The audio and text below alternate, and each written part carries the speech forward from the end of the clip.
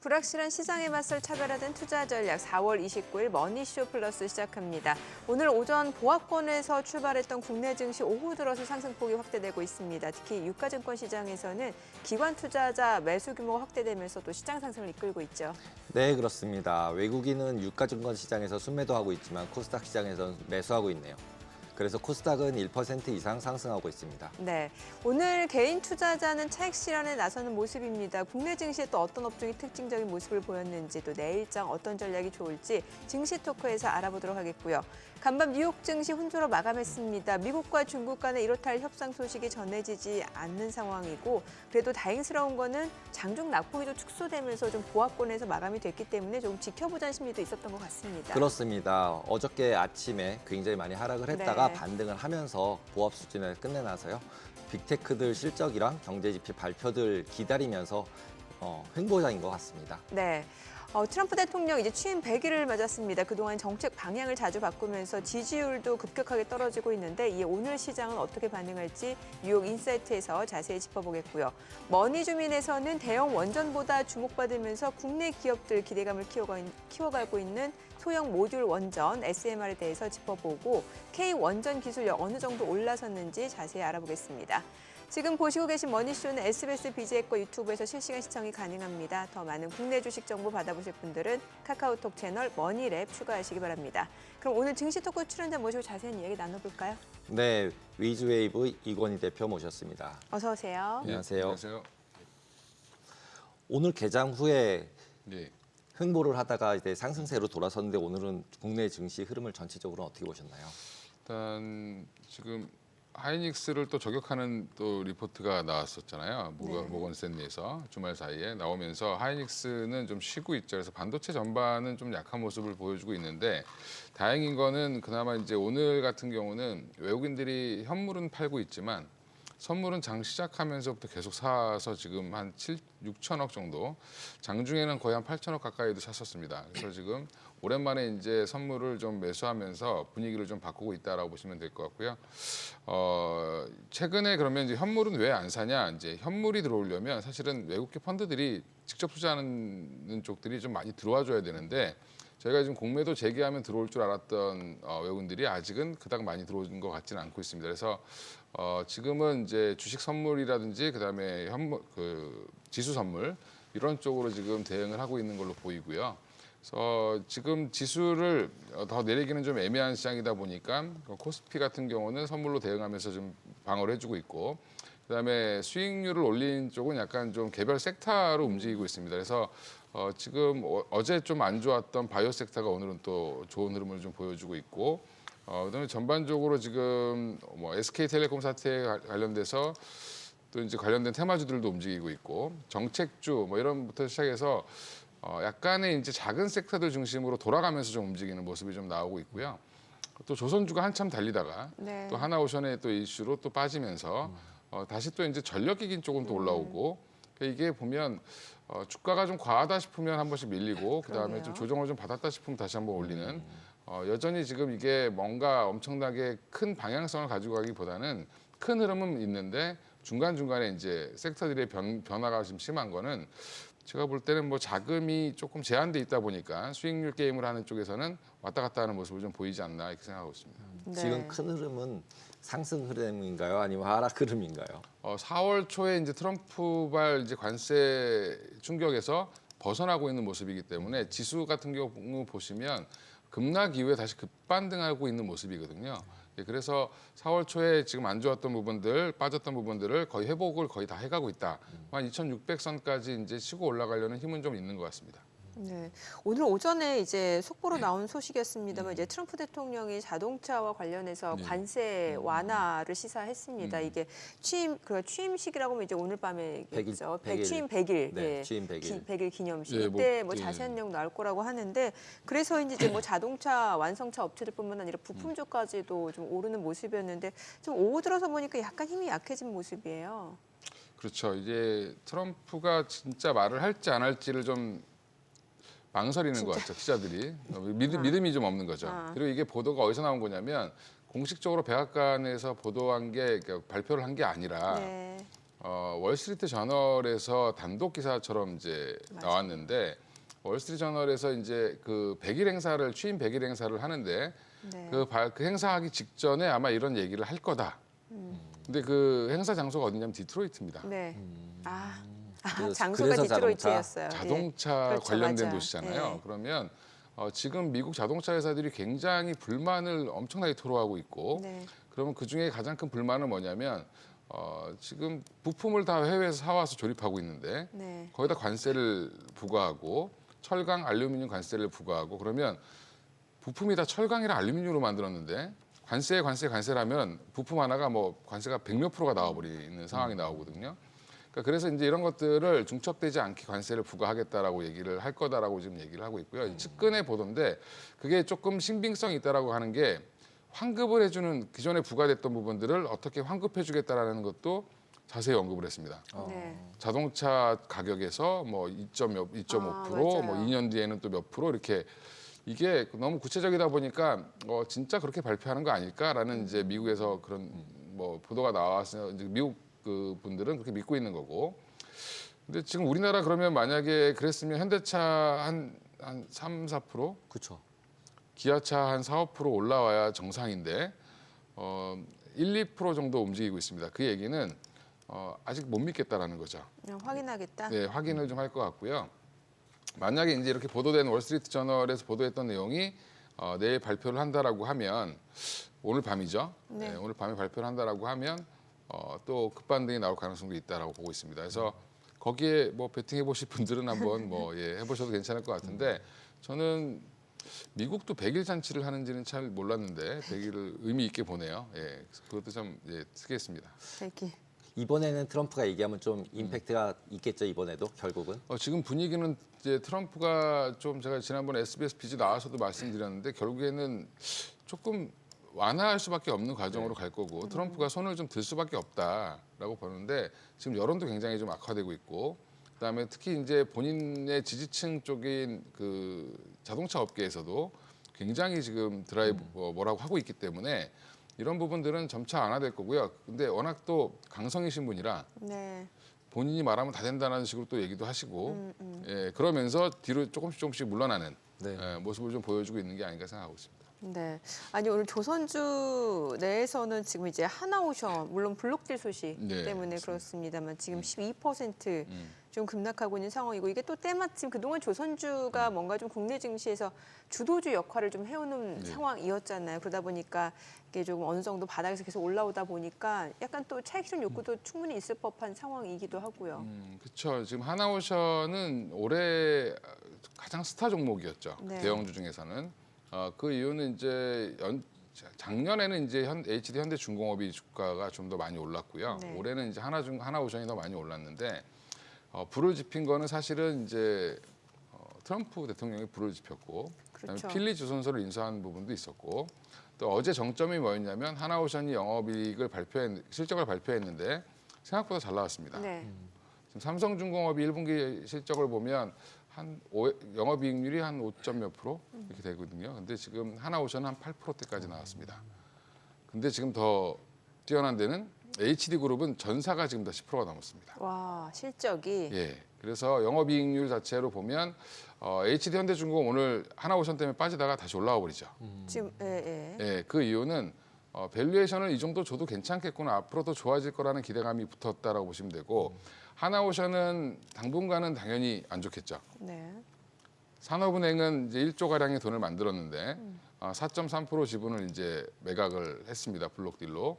근데 지금 아직도 남아 있는 게 19.5%에서 4.3 빼면 아직도 15.2% 남았죠. 더 팔 물량이 있는 거예요. 이건 이제 오버행 이슈라고 보통 예, 얘기를 많이 예. 하잖아요. 이제 오버행 이슈가 걸린 물량이 아직도 15%가 넘게 남았다.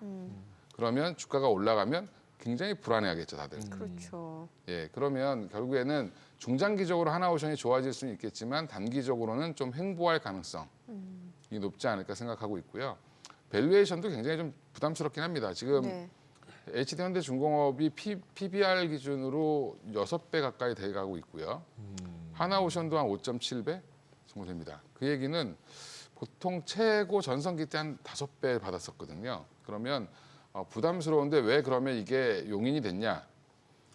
군함 사업이 붙어서 용인이 된 거라고 보시면 될 것 같습니다. 그래서 그 부분에 이제 플러스 알파를 좀 더 한 20% 정도 더 줬다라고 보시면 되고요. 그래서 지금 조선주는 좀 쉬어갈 국면에서 한마디로 이제 하나오션은 쉬어갈 국면에서 어떻게 보면 뭐 사느니 이거를 매일매일 보고 오늘 블록딜 해야지 뭐 이렇게 해서 한 건 아닐 거 아닙니까? 올라오고 있을 때 이미 딜을 하고 있었을 거고 4.3% 사줄 수 있는 거래 상대방을 찾은 다음에 발표를 한 거죠. 그러면 앞으로 이제 추가 매도가 나올 수 있으니까 하나오션은 좀 늘릴 수 있고요. 오히려 대체로 지금 HD 한국조선해양, 네. 뭐 HD 현대미포, HD 현대중공업 이쪽이 지금 생각보다 더 치고 나갈 가능성도 있습니다. 근데 뭐 조금 저는 개인적으로는 신규 매수는 조금 자제해야 되는 국면 아닌가. 지금은 좀 과하게 좀 많이 반영됐다.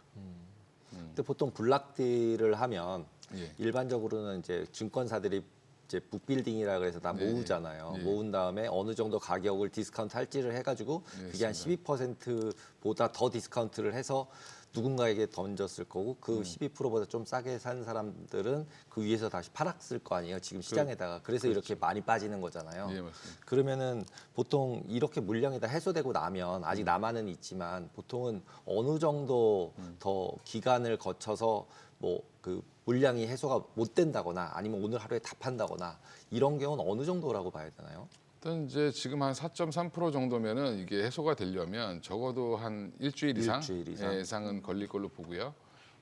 지금 그럼 바로 던지면 손해를 볼 수 있으니까 이제 어느 정도 방어는 될 거로 봅니다만 지금 업황 자체가 나쁘지 않기 때문에 근데 저는 뭐 하나오션이 반등이 나오면 또 던질 거다라고 보고 있습니다. 그 얘기는 당분간은 하나오션은 지금 8만 원대를 뚫기는 좀 어려울 걸로 생각을 들고요. 여차하면 개인들 투매까지 나오게 된다 일시적으로 뭐 그럴 가능성은 없겠지만 한 7만 원 선도 일시적으로 깨질 수는 있다라고 보고 있습니다. 하나오션이. 네. 저 오늘도 궁금한 게 지금 보니까 네. LG생활건강이 이렇게 7% 올라가는 거 저는 굉장히 오랜만인 것 같아요. 보통 예. 최근에 보면 이제 화장품주 하면은 뭐 아모레퍼시픽, LG생활건강 이런 쪽보다는 이제 네. OEM, ODM, 뭐 코스맥스, 한국콜마 이런 쪽 움직임이 더 좋았던 것 같은데 LG생활건강 어제 실적 발표했는데 사실 뭐 실적이 이렇게 좋았던 건 아닌 것 같거든요. 이제 실적은 이제 절대적인 수치로 보는 게 아니라 기대치 그렇죠. 대비해서 기대치가 많이 낮아졌다 이거죠. 눈높이가 워낙 낮아져서 지금은 뭐 그런 거죠. 시골 노총각이 여자면 다 좋아 이런 거랑 똑같은 거라고 보시면 될 것 같습니다. 그래서 지금 시골 노총각이라는 게 그리고 요즘엔 도시 노총각도 많죠. 시골 근데 노총각 이러면 전화 와요. 그렇습니다. 시골에는 요즘에 노총각도 없습니다. 네. 가보면 아예 그냥 제가 거의 동네 돌아다니면 웬 젊은 사람이 돌아다니네 이렇게 하고 의아해하죠. 근데 지금 워낙 눈높이가 낮아진 상황에서 아모레퍼시픽도 한번 그런 반등이 나왔었거든요. 네네. LG생활건강 그럼 이제부터 사야 되냐?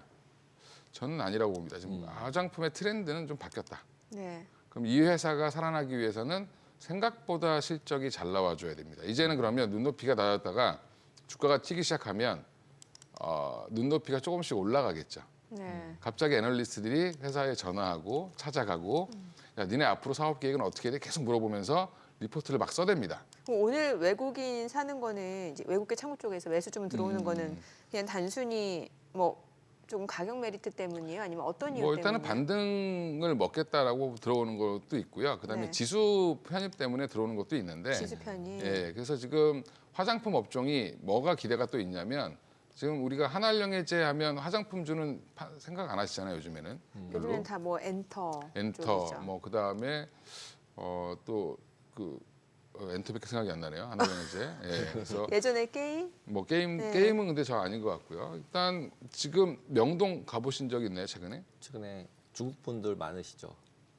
중국 사람이 아니라 그냥 글로벌화 됐습니다. 글로벌화됐죠. 진짜. 10명 중에 8명이 외국인? 음. 제가 거기를 자주 왔다 갔다 하는데 그 앞에 아주 명소가 있습니다. 이삭 토스트라고 이삭 토스트. 광고하는 건 아니고 네. 그 점포만 유독 줄을 씁니다. 그러니까 외국인들 책자에 블로그나 이런데 올라와 있나 봐요. 유명한 맛집으로 꼭 먹어야 될 뭐 우리도 해외여행 가면 꼭 가서 줄 서서라도 먹는 뭐 그런 것처럼 네. 거기에 줄이 지금 한 3-4줄씩 서 있습니다. 그래서 저는 요즘에 이제 국내 관련돼서 화장품 그분들이 오면 다 뭘 사냐면 기본적으로 화장품은 다 사가지고 갑니다. 화장품을. 예. 근데 지금 또 우리나라 화장품이 한동안 사드 사태 이후로 좀 안 좋았다가 네. 다시 살아나고 있는 건 뭐냐면 글로벌로 확장을 하고 있죠. 중국에만 의존하지 않고 있고 전반적으로 지금 뭐 유럽 시장, 미국 시장, 동남아 되게 다변화됐습니다. 지금 네네. 판매처가. 그래서 전체 수출 물량도 계속 증가 중이기 때문에 뭐 저는 LG 생활건강만 보면 추가 상승 더 가능할 걸로 보는데 네. 그렇다고 해서 쭉 가진 않을 거다. 네, 몸집이 좀 무겁기 때문에 오히려 지금은 트렌드가 약간 좀 앵커님도 어떤 화장품 혹시 쓰시는지 모르겠는데 예. 보통 요즘에 좀 가성비가 우리나라 화장품이 싸고 좋은 게 너무 많습니다. 그렇죠. 올리브영 가면 진짜 선크림 종류만 제가 한번 사러 갔다가 너무 많아서 이걸 뭘 사야 되나 할 정도니까 이런 쪽으로 지금 화장품 업계에는 작은 브랜드들, 인디 브랜드들이 자기의 포지션을 차지하고 살아남고 죽구를 계속 반복하고 있습니다. 근데 LG 생활건강도 그런 작은 브랜드들을 막 내고 있지 않나요? 지금 이제 만들고 있죠. 이제 스타트를 하는 거죠. 아모레퍼시픽도 마찬가지고. 아직은 안 나온 상황인 예, 거예요. 예, 그렇습니다. 그러면 아모레퍼시픽은 이제 인수를 했죠. 예, 그래서 좀 좋아지고 있는 건데 오히려 지금 글로벌 트렌드를 보려면은 뭐 실리콘투라든지 네. 뭐 아니면 한국 콜마 코스맥스 요즘에 주가 차트 보시면 굉장히 견조하게 우상향하고 있습니다. 다 그런 걸 누가 만들어주냐? 결국에는 콜마랑 예, 코스맥스가 만들어준다. 네. 예, 그렇게 보시면 투자 포인트는 굉장히 간단할 것 같습니다. 오늘 그 저출산 관련해서 출산 장려 네. 관련주들은 왜 이렇게 올라가는 거예요? 보통 이건 이제 정책 테마주라든지 네. 아니면은 지금 제가 정확히 알 수는 없겠습니다만 이제 조기 대선을 예, 예. 꿈꾸는 후보자들과 관련된 테마인가 이런 생각도 들고요.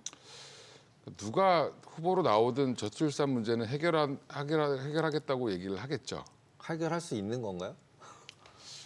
뭐 정치인들이 해결을 꼭 하려고 해서 하는 거기라기보다는 해야 되기 때문에 하겠죠. 그냥 정책상 내는 거죠. 그렇죠. 계속. 예. 네. 그럼 저출산 문제는 어차피 해소해야 되는 문제이니까 이게 지금 조기 대선 국면 탄핵 딱 완성되고 나서 조기 대선 국면으로 딱 들어가는 순간부터 움직였습니다.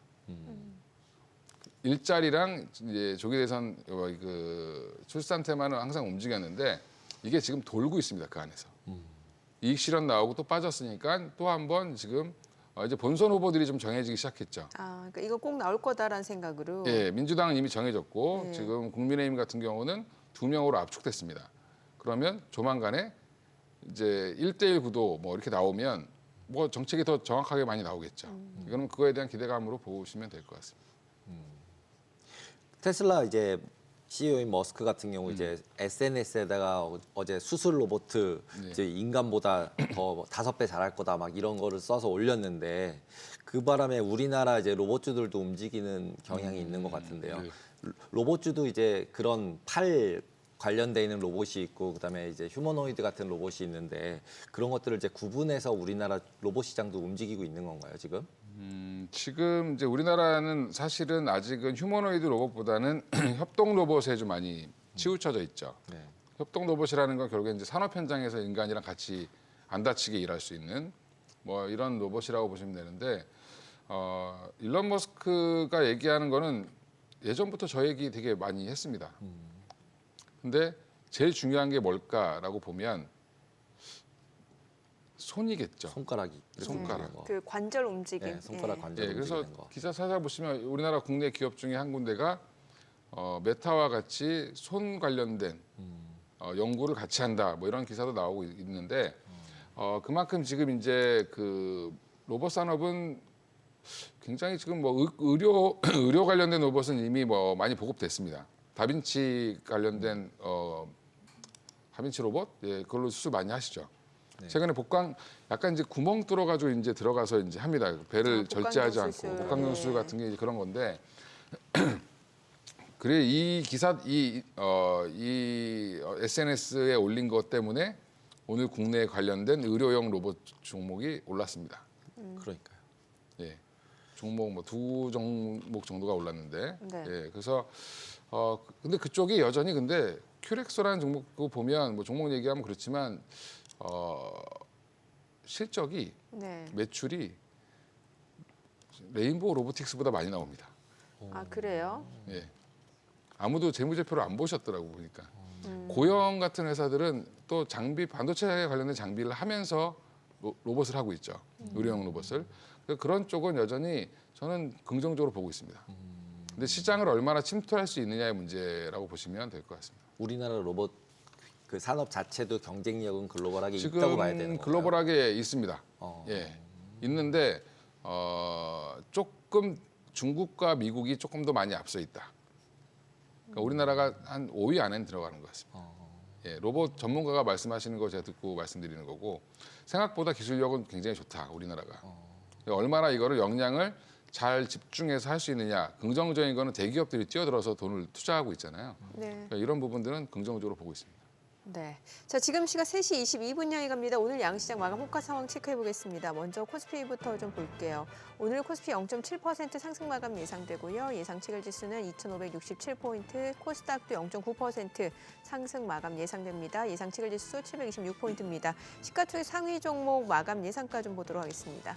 삼성전자 오늘 약보합 마감 예상되고요. 지금 호가는 55,700원, SK하이닉스는 0.2% 소폭 상승 예상되죠. 지금 호가 182,400원, LG에너지솔루션이 1% 상승 예상됩니다. 호가 349,500원이고요. 삼성바이오로직스가 1.9% 강세 마감 예상됩니다. 예상 체결가 105만7천원. 현대차입니다. 지금 관세 완화에 대한 기대감 반영이 되는 것 같습니다. 지금 2% 상승 마감 예상되고요. 호가는 192,900원. 기아도 역시 2% 상승 마감 예상됩니다. 지금 호가 97,000원이고요. 삼성전자 우선주 1.5% 오름세 마감 예상됩니다. 예상가 47,050원. 한화 에어로스페이스는 1.8% 하락 마감 예상되고요. 셀트리온입니다. 오늘 제약바이오 섹터가 오후 들어서 굉장히 상승폭이 좀 확대되고 있는 양상인데 셀트리온 4% 강세 마감 예상되고요. 호가는 164,800원. HD현대중공업도 1.3% 상승 마감 예상되고요. 예상가는 405,000원으로 집계가 됩니다. 코스닥 시가총액 상위 종목 마감 예상가 보겠습니다. 알테오젠 오늘 나흘 만에 반등 마감 예상됩니다. 지금 호가 361,000원이고요. 에코프로비엠은 2% 하락 마감 예상되죠. 호가 102,300원, HLB 1% 상승 마감 예상되고요. 에코프로 1.3% 내림세 예상됩니다. 예상가 58,000원. 레인보우 로보틱스입니다. 오늘 1.8% 상승 마감 예상되고 호가 28만1,500원이고 휴젤입니다. 오늘 4% 강세 마감 예상됩니다. 호가는 371,000원. 클래시스 1% 오름세 예상되고요. 파마 리서치 3.7% 상승 마감 예상되면서 지금 시가총액 순위 8위까지 올라온 상황입니다. 예상가 39만 원이고 펩트론도 오름세가 예상되고요. 리가캠바이오도 2.8% 상승 마감 예상됩니다. 자, 이제 마감까지 한 7분여, 6분여 가량 남았는데 와, 이게 참 오전장, 오후장 흐름이 많이 다르네요. 코스닥은 1% 이상 상승했었는데 1% 이하로 내려왔네요. 비만 아까 저희 이제 제약주 얘기 잠깐 했었는데 네네. 비만 비만 치료제 치료제. 같은 경우도 계속 강한데 비만 치료제 관련해서는 우리나라에서도 네. 이제 계속 일라일이랑 글로벌하게는 비만 치료제가 제일 지금 핵심으로 떠오르고 있는데 우리나라도 거기에 경쟁에 끼어들 수거나 아니면 팔거나 이래서 어떤 혜택을 볼 수 있는 건가요? 그러니까 지금 직접적으로 비만 치료제를 개발하고 있는 쪽은 뭐 한미약품부터 시작해서 몇 군데가 있긴 한데 좀 시간이 많이 걸릴 것 같고요. 지금 인벤티지랩 같은 경우 이제 경구용이라는 이슈가 있는 건데 이게 실제로 완전 그 허가까지 받은 건지도 궁금하고요. 그건 아니고요. 아니죠? 그냥 기대감인 거죠. 기대감입니다. 그리고 이제 구분을 하셔야 되는데 우리가 지금 비만 치료제 관련주로 가장 꼽고 있는 게 가장 핫한 게 지금 인벤티지랩이고 네. 그다음에 최근에 지난주까지 굉장히 핫했던 게 펩트론이었습니다. 근데 둘 다 뭘 하는 회사냐면 장기 지속형 플랫폼을 만드는 회사고 둘 다 이제 펩타이드를 어떻게 변형을 시키느냐 이런 것들에 대한 기술을 갖고 있고 인벤티지랩 같은 경우 그러니까 펩트론도 장기 지속형 플랫폼, 인벤티지랩도 장기 지속형 플랫폼입니다. 그러니까 인벤티지랩은 그걸 베링거 인게라임과 같이 하고 있고요. 그다음에 장기 지속형 플랫폼이라는 게 뭐예요? 그게 뭐예요? 맞아요. 저도 장기 물어보려고 지속형? 했어요. 장기 지속형 플랫폼이 뭐예요? 그러니까 우리가 지금 비만 치료제 뭐 일주일에 한 번씩 맞죠. 네. 예전에 그 여자분들 싹 센다라고 해가지고 하루에 한 번씩. 하루에 한 번씩 맞고 이제 위고비가 일주일에 한 번 이렇다고 하더라고요. 그렇습니다. 예. 그게 지속이 늘어난 겁니다. 아, 더 길게 맞는 그러니까 걸 얘기하는 거죠? 반감기가 조금 늘어난 그렇죠. 거죠. 그러면 이제 그 다음은 어디냐면 한 달. 그러니까 그게 장기 지속형 그 뜻이에요. 예. 그러면 장기 지속형 플랫폼. 예. 플랫폼 왜 플랫폼이에요, 걔네들이? 그러니까 저도 궁금. 아, 그런 기술을 갖고 있는데 그게 비만 약에도 쓸 수 있고 다른 약에도 쓸 수 있죠. 그래서 그러니까 원래 장기 이제 아플 때 지속형. 예. 많이 아플 때는 예. 자주자주 먹다가 좀 아파지면은 일주일씩 먹다가 좀 더 지나면 3개월에 먹고 한 달씩 먹고 이것처럼 이제 비만약도 그렇게 먹으면 된다는 거죠. 이제 요요가 있으니까. 그런 게 개념이 아니라 약을 똑같이 그러니까 한 번 맞으면 그게 서서히 방출되는 겁니다. 똑같은 양, 일정한 양이. 그러니까 이게 꼭 비만 치료제뿐만이 아니라 다른 맞습니다. 이제 예. 그 그런 거에 다 적용할 수 있습니다. 대증적인 요법에서도 그런 플랫폼을 갖고 있는 거다. 그렇습니다. 그래서 한마디로 약의 성능을 좋게 해주는 거죠. 환자의 편의성을 좋게 해주면 가격이 올라가겠죠. 그래서 이게 서방형이라고 옛날에 불렀습니다. 서방형. 서서히 방출하는 형태. 서서히 방출한다, 서방형. 서방형. 예, 옛날에 서방형이라고 불렀다가 네. 이걸 좀 멋지게 바꾼 말이 그게 장기 장기 지속형 플랫폼. 뭐 이렇게 얘기를 하는데, 아, 예, 그래서 서방형 많이 들어봤고 많이 쓰는 거 그렇습니다. 봤어요. 예. 그래서 인벤티지랩이랑 펩트론은 그런 기술을 갖고 있는 회사고, 특히 근데 인벤티지랩이 오늘 더 올라간 거는 경구용 관련돼서 이제 기술을 갖고 있다, 네.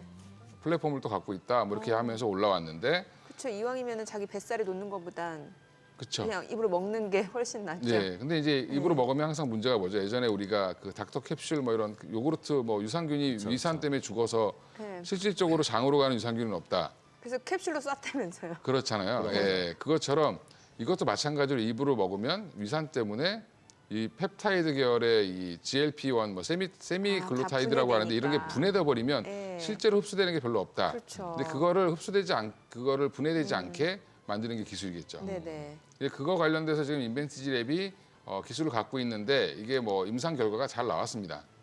그래서 이제 여기에 많은 글로벌 빅파마들이 관심을 보이는데 그 중에 제일 관심을 보이는 데가 노보노디스크다. 그러면은 협업을 할 수도 있다라는 그렇죠. 기대가. 예. 지금 펩트론은 일라이릴리와 장기 지속형 플랫폼을 연구하고 있고 한 달에 한 번 맞는 걸 연구하고 있고 네. 그걸 지금 기술 평가 계약을 하고 기술 평가를 하고 있죠. 근데 이제 이게 그렇게 되면서 그럼 왜 그 노보노디스크가 왜 갑자기 여기에 뻗칠까? 그러면 좀 미국의 상황을 들으셔야 되는데 두 회사 노보노디스크랑 네. 이거 덴마크 회사지만 미국에 상장돼 있죠. 네네. 그다음에 일라이릴리의 네. 주가를 보면 완전 반대로 움직이고 있습니다. 네. 그 이유가 경구용에서 지금 일라이릴리가 더 앞서가고 있다.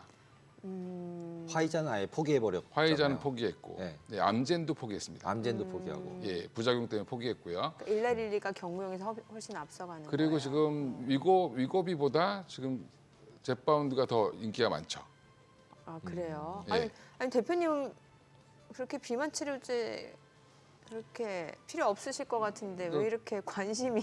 아, 저는 이제 주식 때문에 관심을 가진 거고, 네. 네, 저도 뭐 먹고 싶긴 한데 예, 뱃살이 좀 있어서 근데 이제 이게 이런 겁니다. 이게 지금 미국의 우리가 뉴스를 미국에서는 이게 굉장히 핫한 이슈였는데 네. 우리 뭐 지금 뭐 트럼프 이슈 그다음에 국내 정치 이슈 이런 것 때문에 뉴스가 묻혔네요. 여기까지 나오지 않았던 겁니다. 그래서 제가 열심히 찾아봤죠. 예. 찾아봤는데 굉장히 지금 전쟁을 벌이고 있습니다.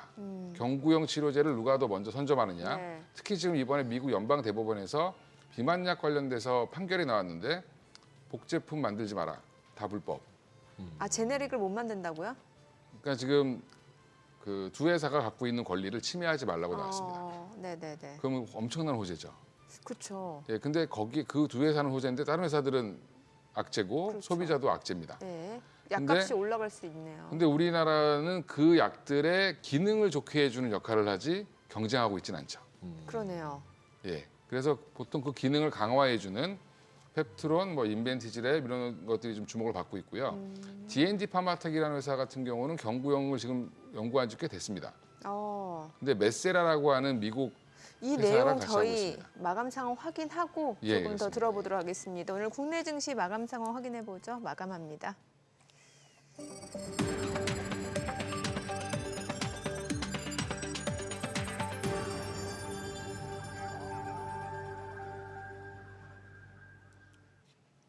네, 4월 29일 화요일 국내 증시 마감했습니다. 오늘 오전만 하더라도 양시장 좀 보합권에서 등락을 이어가는 모습이었습니다. 방향성 탐색 과정이 이어지다가 이제 수급적으로 봤을 때 유가증권 시장에서는 기관 쪽에서 대규모 순매수가 나타나고 또 지금 오늘 외국인 같은 경우는 선물에서 대규모 순매수를 나타내면서 양시장 상승폭을 좀 확대해 나가는 모습이었고 또 뭐 일부 정책 관련주라든지 아니면 또 제약바이오가 좀 강세를 나타내면서 시장 상승을 이끄는 모습이었는데요. 오늘 양시장 마감 지수 보겠습니다. 코스피가 0.6% 상승 마감했습니다. 2,564. 그리고 코스닥도 0.96% 상승 마감했고요. 726포인트네요. 시가총액 상위 종목 마감가 보겠습니다. 삼성전자는 보합에서 마감됐고요. SK하이닉스는 0.6% 떨어졌습니다. 종가는 18만 800원. LG 에너지솔루션은 1% 상승했습니다. 35만 원에 거래 마쳤고요. 삼성바이오로직스가 1.5% 상승했습니다. 종가는 105만 3천 원. 현대차가 2% 올랐고요. 기아도 2% 상승했습니다. 9만 500원. 9만 600원이고요. 삼성전자 우선주도 상승했고요. 이 가운데 한화 에어로스페이스는 2% 떨어졌습니다. 80만 9천 원이고요. 셀트리온 3.8% 상승했네요. 16만 4천 원. HD현대중공업 1% 올랐습니다. 코스닥 시가총액 상위 종목 마감가 보겠습니다. 알테오젠이 나흘 만에 올랐어요. 1.68% 상승했고요. 에코프로비엠은 2% 떨어졌습니다. HLB 1% 상승했습니다. 55,900원. 에코프로는 0.78% 하락했고요. 레인보 로보틱스가 1.4% 상승했습니다. 28만 1,000원에 거래 마쳤고요. 휴젤 많이 올랐네요. 3.9%, 4% 넘게 올랐습니다. 37만 원. 클래시스 1% 올랐고요. 파마리서치도 3.7% 상승하면서 39만 원입니다. 그리고 펩트론도 0.23% 상승했고요. 리가캠바이오도 3.7% 상승하면서 10만 9,100원의 종가 형성이 됐습니다. 수급 상황 체크해 보겠습니다. 오늘 유가증권 시장에서는 금융투자를 중심으로 매수세 유입됐어요. 기관 쪽 3,566억 원 순매수를 보여줬고요. 외국인은 2,345억 원 매도 우위, 개인 투자자 1,669억 원 순매도를 나타냈고요. 코스닥 쪽에서는 외국인이 1,331억 원 매수 우위, 개인은 1,632억 원 순매도, 기관은 404억 원 매수 우위를 나타냈습니다. 오늘 외국인 선물에서 많이 샀어요. 7,000계약 넘게 순매수를 보여주는 모습이고 환율 체크해 보겠습니다. 달러원 환율, 달러 인덱스가 98까지 떨어진 상황인데 오늘 달러원 환율도 떨어졌습니다. 5원 30전 하락하면서 1,437원 30전에 마감이 됐습니다. 자, 이제 뭐 오늘 트럼프가 진짜로 관세와 관련해서 뭐 어떤 구체적인 내용을 내놓는다라고 하면 또 시장이 기다리던 소식이니까 미증시도 뭔가 조금 추세적으로 방향을 잡지 않을까라는 기대감도 있고. 근데 지금 기본적으로 시장이 저희가 계속 얘기를 하지만 끝부분에 다시 다 계속 올려놓고 끝내고 말아올리죠. 있기 때문에 지속적으로 이제 심리는 좋아지는 것 같습니다. 그리고 오늘 이제 저 시장 숫자로만 딱 보면은 기관 매수한 건 전부 다 프로그램 매수일 것 같은 그렇죠. 딱 생각이 드네요. 그냥 선물 매수해서 고평가되니까 그냥 맞아요. 선물로 산 거여서 아무도 안 샀다. 이런 느낌이 딱 드는데요. 외국인 선물밖에 없다. 외국인이 끌어올린 시장. 네. 아니 앞서 저희 D&D 파마텍 얘기했잖아요. 네. D&D 파마텍도 조금 더 들어볼게요, 얘기. 그 D&D 파마텍은 한 1조 2천억 정도 기술출을 이미 해서 한 6개 정도의 파이프라인을 갖고 있습니다. 그래서 메쉬 치료제, 그러니까 참 이렇게 어려운 게 제약바이오는 용어를 보면 막 머리가 아파서 사람들이. 맞아요. 아니 회사 이름도 어려워요. 예, 그렇죠. 예. 근데 이제 보면 그 메쉬 치료제가 뭐냐면 대사 이상 간염, 대사 이상 증후군. 그게 무슨 말이냐면 순환이 잘 안 되거나 특히 이제 뭐 그래서 간에 독소가 쌓여서 염증이 생긴 거예요? 그렇죠. 술 전혀 안 드시는 분인데 알코올성 그 비알코올성 간염. 비알코올성 간염 이런 게 비알코올성 생겨요. 간염. 그래서 술도 안 먹는데 뭐 간 수치가 높고 이러시는 분들이 있어요. 그런 분들이 약간 보면 비만이 있습니다. 그렇죠. 그래서 이게 대사 이상 증후군이 보통 비만과 같이 가는 경우가 많은데, 그래서 예전에 올릭스가 연초에 이거를 이제 일라릴리에 수출을 했습니다.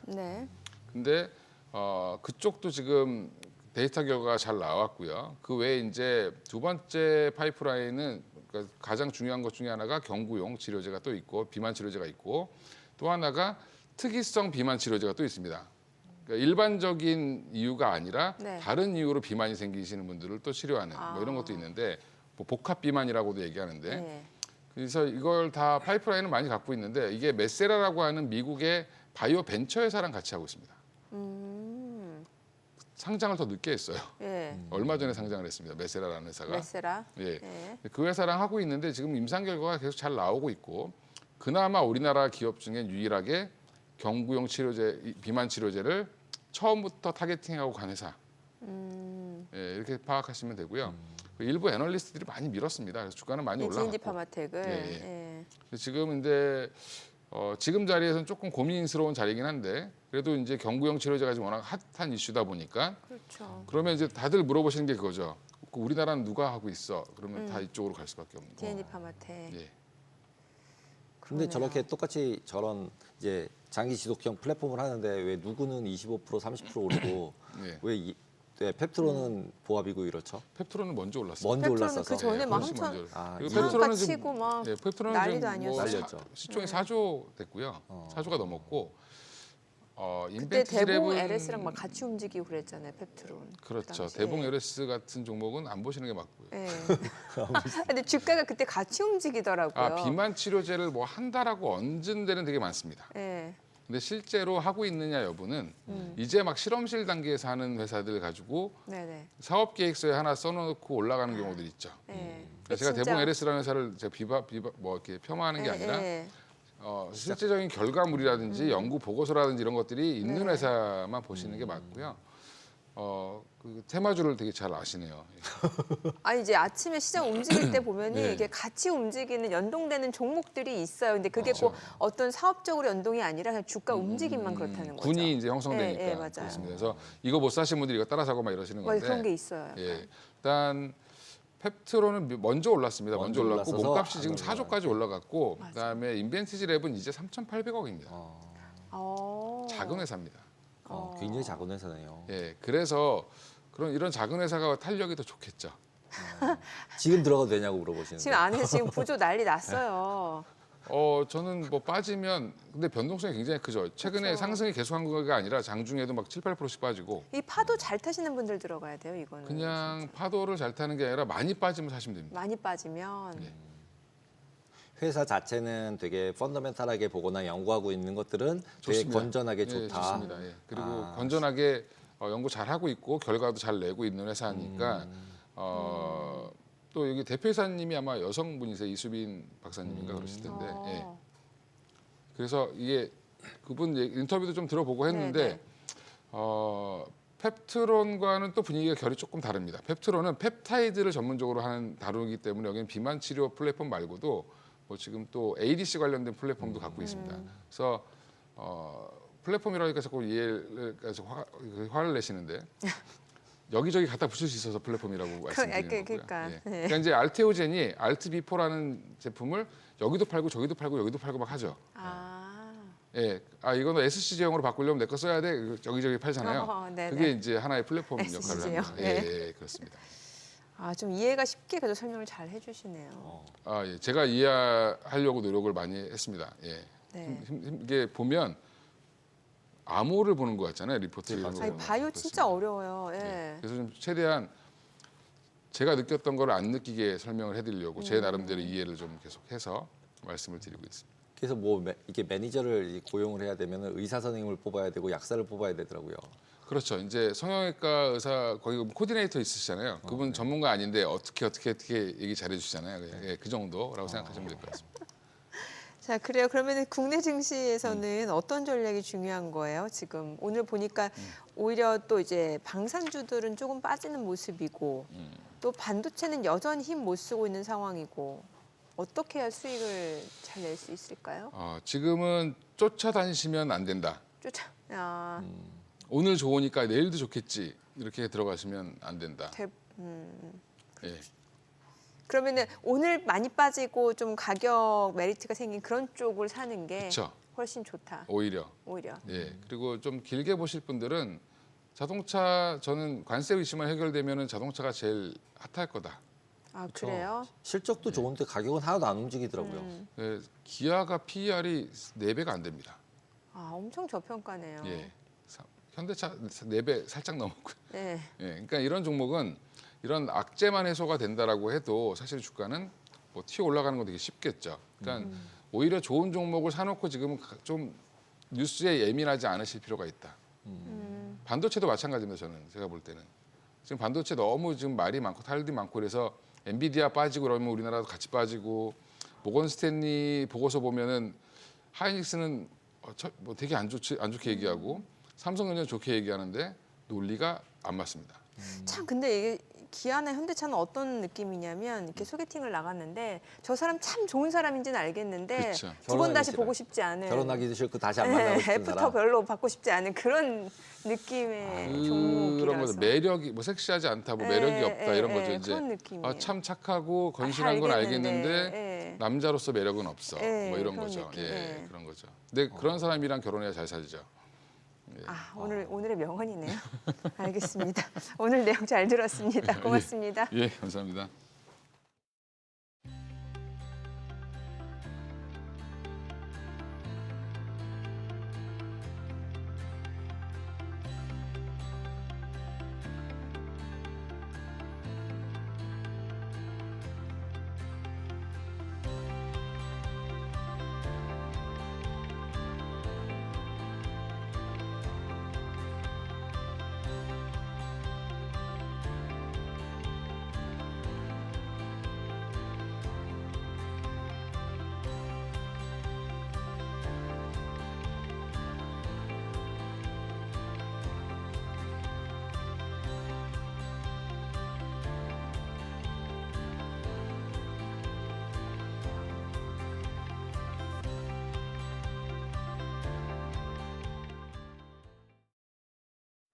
애프터마켓 시황입니다. 대체거래소가 운영을 시작한 지 약 2달 만에 프리와 애프터마켓 거래액이 처음으로 전체 거래 대금의 10%를 넘어섰습니다. 대체거래소 시장 점유율은 30% 돌파를 눈앞에 두고 국내 증시 거래 대금 증가를 이끌고 있다는 분석도 나오고 있습니다. 지난 28일 거래된 증시 자금은 대체거래소와 한국거래소에서 각각 5조 3,470억 원, 13조 7,697억 원으로 집계됐습니다. 전체 증시 자금 가운데 대체거래소의 거래 비중이 28%까지 올라선 셈인데요. 특히 프리와 애프터마켓 거래 증가 영향으로 국내 증시 자금도 연초 대비해서 소폭 늘었습니다. 이달 하루 평균 거래 대금은 지난 1월과 비교했을 때는 약 8% 가까이 올랐습니다. 오늘 프리마켓은 0.26% 상승한 채로 장을 마쳤고요. 정규장과 메인마켓 시작되면서 상승폭을 좀 줄이는가 싶더니 보합권 이후로 올라선 이후로는 상승폭을 더 키워내는 모습이었습니다. 대체거래소에서 특징적으로 움직였던 종목들 위주로 먼저 살펴보겠습니다. 앞서서도 자세히 살펴드렸던 인벤티즈랩입니다. 자체 플랫폼 기술을 이용해서 경구용 비만 치료제 약물 유지 기간을 최대 7일까지 늘리는 데 성공했다는 소식에 주가가 강세 보였습니다. 인벤티즈랩을 필두로 이 비만 치료제 관련주들 오전부터 상위 테마에 이름을 올렸고요. 장중에 상한가가 풀린 상황이긴 합니다. 두 번째 종목은 바로 하나오션입니다. 한국산업은행이 보유 중인 하나오션 지분 매각에 나선다는 소식이 들려왔죠. 사내는 하나오션 지분 일부를 블록딜, 즉 시간외 대량 매매 형태로 매각하고자 수요 예측을 실시했습니다. 사내의 하나오션 지분은 총 19.5%인데 한국거래소에서 약보합권에 어제 마감을 했던 하나오션, 블록딜 소식에 어제 애프터마켓에서까지 6% 넘게 급락했는데 오늘 장에서도 두 자릿수대 추가적인 하락이 이어지고 있습니다. 자, 그럼 메인마켓에서 바톤을 넘겨받은 애프터마켓 상황도 자세히 살펴보겠습니다. 네, 먼저 코스피 시총 상위 종목들 순으로 살펴보겠습니다. 대체로 빨간불 켜고 있는 가운데 SK하이닉스 유일하게 0.60% 하락하면서 18만 원 선 겨우 지켜내고 있고요. 삼성전자 0.18% 강보합권에서 움직이고 있습니다. 이어서 LG에너지솔루션도 0.72%, 삼성바이오로직스 1.45% 오르고 있고 현대차도 2% 가까이 오르면서 19만 2,700원 선에서 움직임 보이고 있습니다. 이어서 코스닥 시총 상위주들도 살펴보도록 하겠습니다.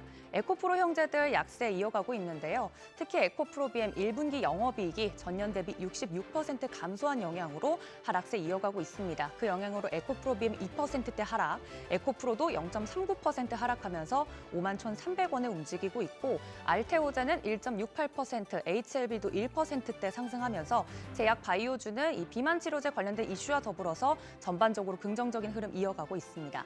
마지막으로 레인보우 로보틱스까지 1%대 상승 유지하고 있습니다. 오늘 양시장 뒷심이 더 강했습니다. 특히 정규장에서는 코스닥에서 이 외국인들의 수급이 유입되는 모습이었는데 애프터마켓 끝까지 훈풍이 이어질지는 함께 지켜보시죠. 애프터마켓 브리핑이었습니다.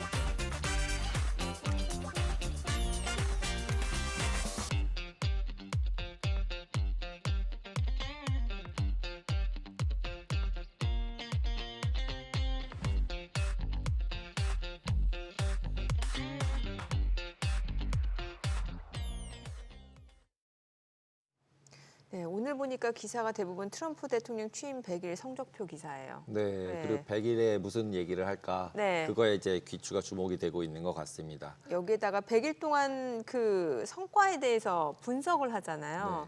네, 그런데 지금 뭐 허니문이 아니라 뭐 헬, 지옥이었다. 뭐 이런 평가 나오고 있는 상황이고. 그러고 있는데 네. 트위터에는 자기보다 잘한 대통령 없었다 이런 거 트위트 자기가 직접 쓰시고 그 다음에 언론사는 네.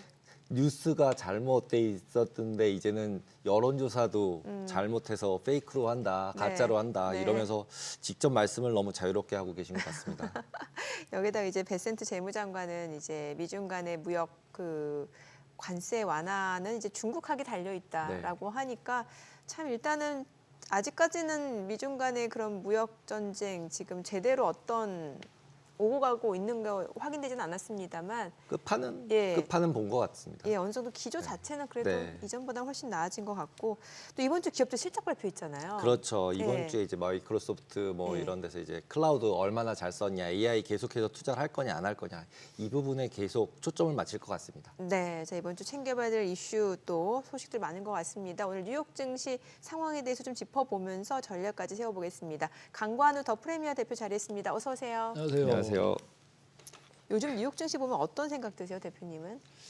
참 그 불안하지만 계속적으로 지금 끌어올리는 이런 장세였잖아요. 그래서 네. 좀 안도랠리 같은 이런 느낌이 좀 있다. 그러나 베어마켓에서는 아직도 벗어나지 못하고 있다 이런 생각을 하고 있어요. 그래서 어쨌든 최악의 국면은 지나갔지만 조금 조심스럽게 가고 있다. 그리고 이렇게 연성 데이터라고 그러잖아요. 우리가 주관적으로 판단하는 걸 네네. 봤을 때는 아주 뭐 어떻게 봐야 되나 이러는데 아직 그 하드 데이터들이 제대로 된 게 아직 안 나오고 있잖아요. 좀 있으면 이제 그렇죠. 경제 데이터나 이런 것들이 네. 나오는데 그거 보면은 조금 이제 근심이 다시 시장에 반영되지 않겠느냐. 그래서 장은 조금 올라왔습니다만 여기서 다시 뭐 전고점을 탈환하는 이런 장세보다는 조금 울퉁불퉁한 그런 걸 좀 지나갈 것 같다 이런 얘기예요.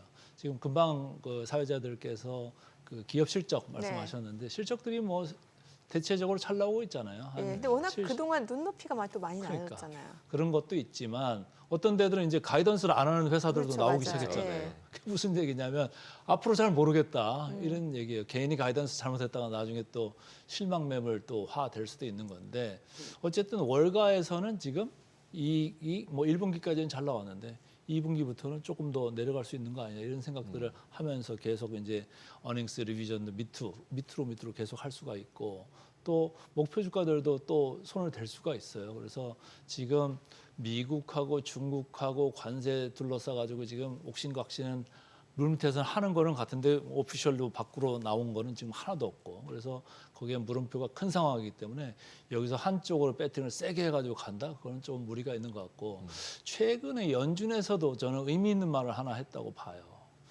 주식 시장이 좀 살아나긴 했지만 미국 주식 시장이 싸다는 소리를 안 했잖아요.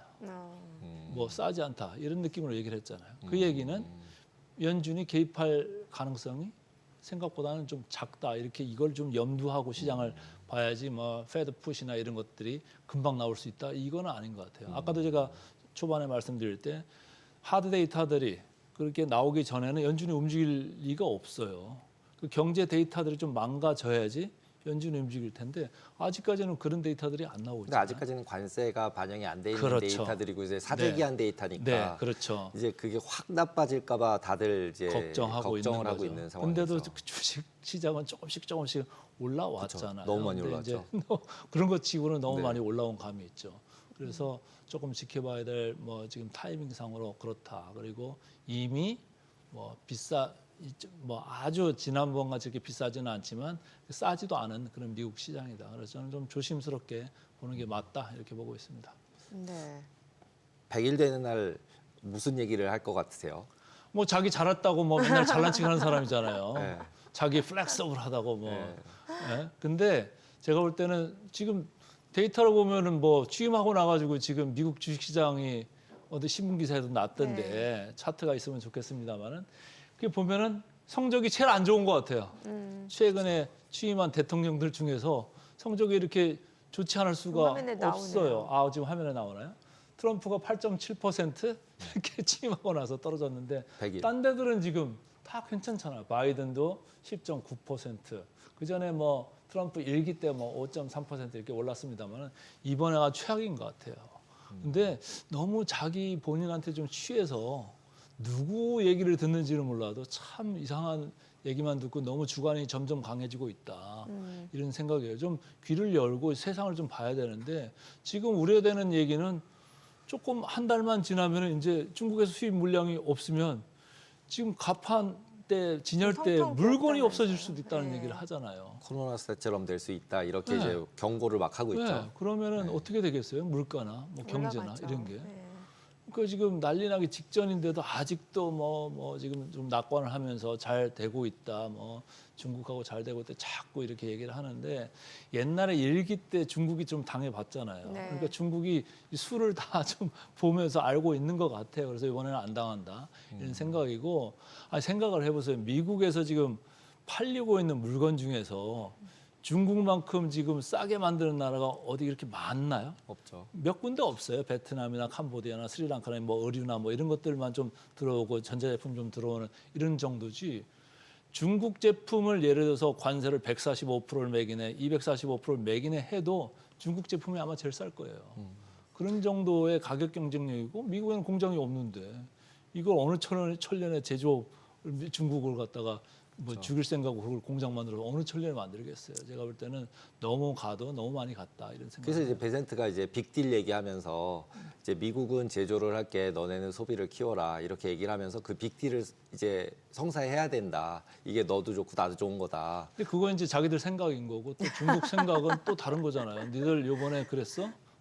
내가 한번 당했으니까 너희들도 한번 당해봐. 뭐 그게 이런 이제 식으로. 물음표가 던져지는 건 그런 거죠. 이제 중국은 우리는 계속 힘들어도 살 수 있어. 네. 이렇게 얘기하는 게 네. 그게 이제 지금 말씀하신 힘들어도 딱 살 그 수도 없어요. 사실은 중국 인민들은 뭐 가만히 있나? 중국 인민들도 공장 지금 문 닫게 생겼고 선적해야 되는데 물건 그대로 있어 재고 막 그렇죠. 없애버릴 거면 그들 또한 근데 이제 힘들어요. 그 사람들은 힘들지만 저쪽은 아예 화장지가 없는 거잖아요. 네, 그렇죠. 이쪽은 그래도 그냥 네. 공장에 물건은 쌓여 있고. 네. 그러니까 결국은 베센트가 얘기한 게 이대로 계속 갈 수는 없어 우린. 그러니까 너랑 나랑 합의할 수밖에 없는 상황이야. 근데 그걸 이제 중국한테 던진 상황이잖아요 지금. 그 던지는 게 아니라 자기가 좀 이렇게 빌고서 이렇게 좀 들어오라고 하든지 뭐 전화를 먼저 하든지 뭘 해야 되는 상황인 건데 너무 고압적이잖아요 여전히. 그래서 제가 볼 때는 빠른 시간 안에 이게 되지 않으면 진짜로 하드 데이터들 우리가 이제 경제 지표로 나올 때 좀 안 좋게 나오는 국면이 있을 수도 있다 이런 생각을 하는 거죠. 어찌 보면 트럼프가 직접 중국하고 뭐 통화했다라고 하고 중국은 아니라고 하잖아요. 그게 사실은